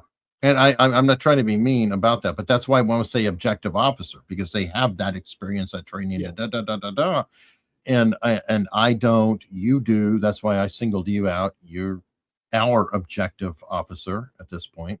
So, and like I said, I wouldn't have been able to reassess after 3 shots in 0.7 seconds. I can't. Matter of fact, and that's why when I did the whole thing with him, he was like, "What's going on?" It was just a show. Hey, he had 3 seconds. We made it 5 seconds, and at that point, it's because you don't know what's going on. You're surprised, and I think this officer was surprised to see the car come at him. It wasn't like he was expecting it. Yeah. She had 4 bullet wounds, just FYI. 1 in the arm, 2 in the chest, and 1 in the head. Okay, so she probably might have held up her, something, or her hand was on the wheel. It could have gone through the wrist and into her. So I think there was only 3 shots total, though. Yeah, and also too, I would still think, even if, let's say we change it to 4 shots, I still think all 4 of those shots are still one. Especially with the Supreme Court. Well, it was so fast you couldn't hear the 4th one. Yeah, matter of fact, the Supreme Court precedent, it was 15 shots in 10 seconds. So we've taken that from now to like what, 4 shots in 1 second? No, 0.7 seconds. Yeah. Pisco keeps representing his own arguments. No, I don't think he was doing that. I think he actually did a good job representing. I agree. Pisco the argument. I know people didn't like his arguments, but you can't. I'm not going to say he didn't make good arguments. He made good arguments, and he made a good point. I just think it's a losing cause, because I think Pisco knows this officer's probably, and even if he was charged, this is getting thrown out of court. It's not going to happen. Pisco, the officer, suffered internal bleeding. He would challenge that. He would say no, but you still want him to claim he was not hit by the car. But he's not claiming he's not hit by the car. He was very specific, and I've got to give him credit. He said, "I'm just not convinced he was hit by the car by all the evidence. He could have been, he could not been." He did hedge it many, many times. He's saying, "I'm not saying he wasn't hit. I'm just saying I'm not convinced." Well, and I'm okay with that, because he agreed that it was irrelevant whether he was or not. Yes. It was a threat assessment. Would you agree that it would be unreasonable to shoot an engineer or conductor that was driving a train towards you, right? You're on the tracks, train's coming. Would you shoot the conductor? I don't know. How's that relevant? Yeah, I don't know. I mean, you're talking about a pretty big difference here. I'll be like, "Oh, I'm going to shoot a plane." What do you mean? Unless they tie me down to the tracks and put a gun in my hand, then maybe I'll shoot the conductor. But unless you could prove that train is putting me in mortal jeopardy because of something that like in this case, the car was able to move and put the officer in jeopardy. So it's more nimble. It's not on a track. You're not nailed. Female puberty involves a menstrual cycle. Interesting. Could they just label it a boy sport and then just allow girls and trans people to play? Are we testing for gender? Well, the whole idea of Title 19 was for Title 9. Title 9 was for girls who did not have opportunity prior to that point, in my opinion, to have opportunity that they did not previously have, because it was shown, they couldn't qualify in male sports. They couldn't do this type of thing. And we're saying, hey, well, we want to try to have, sports for both people, to welcome them all into schools. Or maybe I'm misinterpreting the intention or the point behind it all. Was damn on point. Your point, because your point was most sports were designed for men, not women. And then you have sports that women do outperform men, like the long distance running, long distance swimming. So maybe in that world, you would have sports where we could be equal, but in the world we live in now, it's just not the case. Or even look at the ones that we have right now as an example, because one thing nice about long distance running and swimming is there is no friction or contact between the players. So they can run together in lanes and they can be judged. Like I've done a lot of running in the past, right? We're all running at the same time. If you look at all the marathons, everybody's running at the same time. You have women, they're getting their placement, and men are getting their placement. You could have a third one. You can say trans get their placement. And, for example, I was like, placed in over 40 age group. So I can get age group placement, and we're all running the same damn race.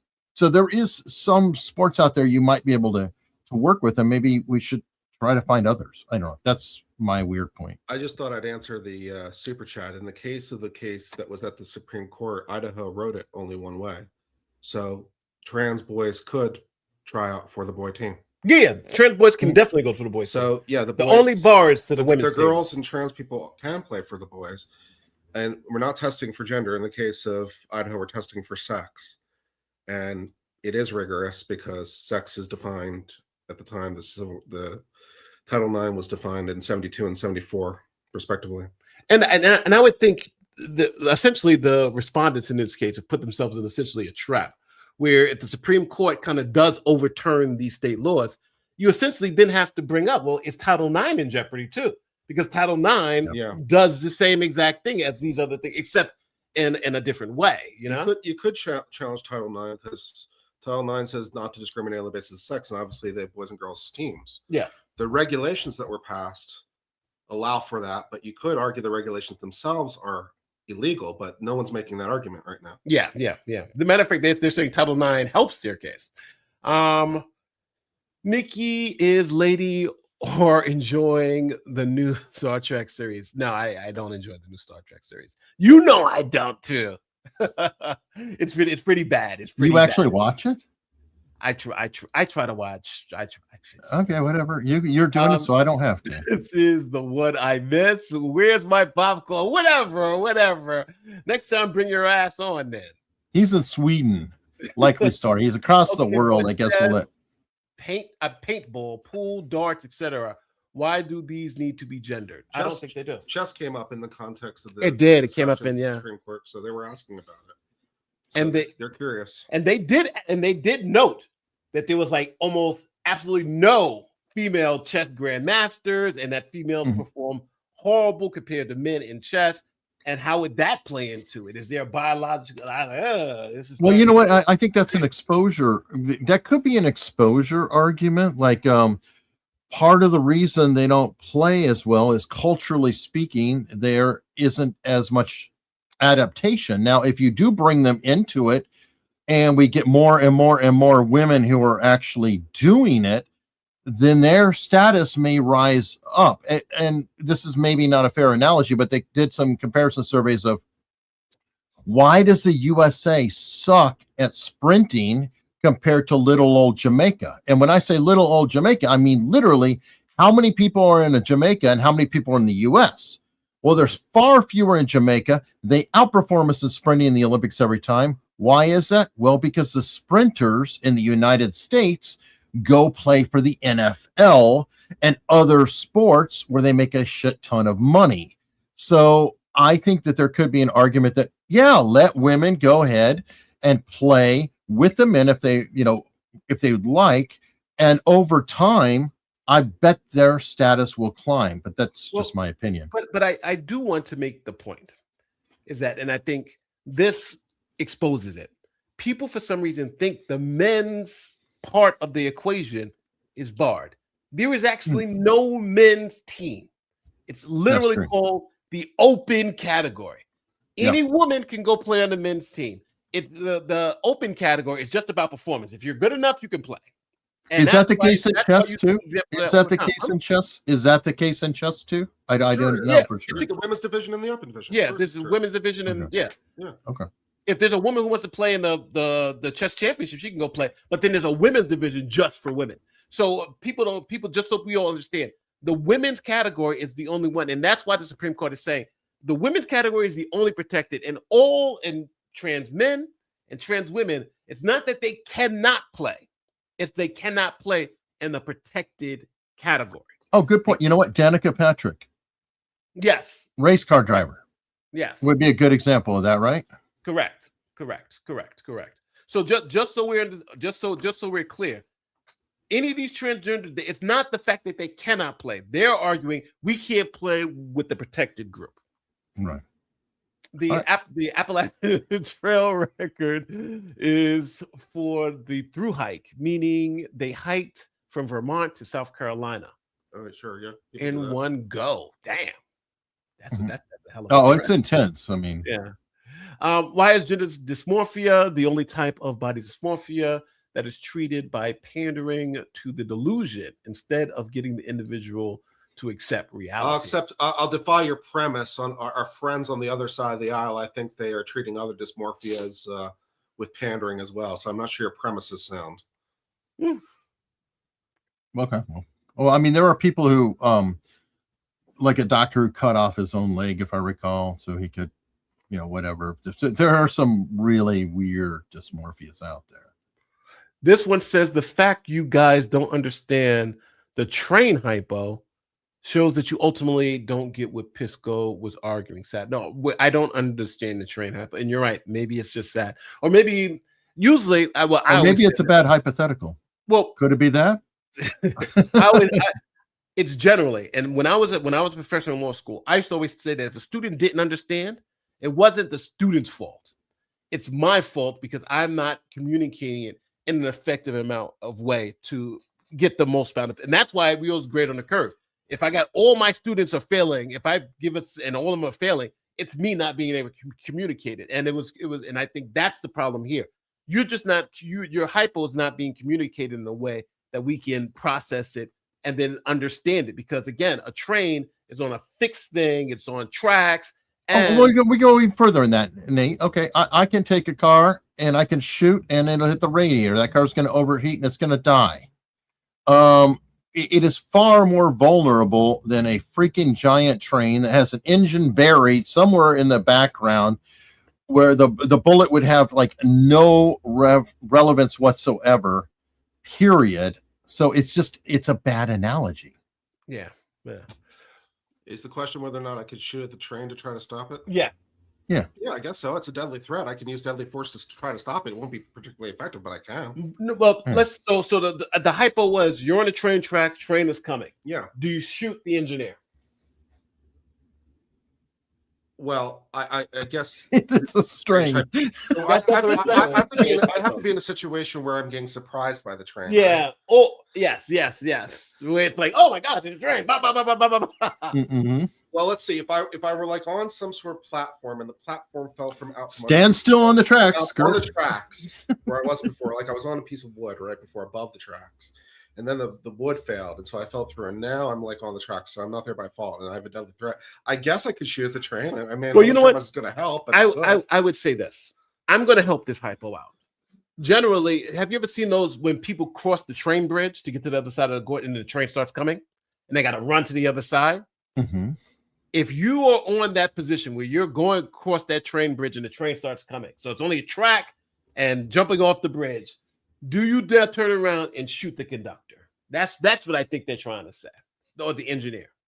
If you're on that train bridge, that train is coming. It's a deadly threat to you, right? You can't jump off the bridge. Do you shoot the conductor? I mean, I guess I could. I'm not sure how effective it's going to be, but yeah, it's a deadly threat. So, but I don't think you could legally. Well, and you couldn't even hit the damn conductor, most likely. This is you know why it's a bad analogy is because you're so busy down in the analogy trying to figure it out or hypothetical that it doesn't fly. It doesn't work. It doesn't. If I had some like really big safety barrier that I could like activate by shooting it with a gun, then now somebody said, "What if you had a cannon?" Okay, maybe. A big enough gun, you'll get it. Let me see. Nate, you would be trespassing on that bridge. That's a good point. I hate you legal people in there. Yes, it's a good point. I would be trespassing on the bridge.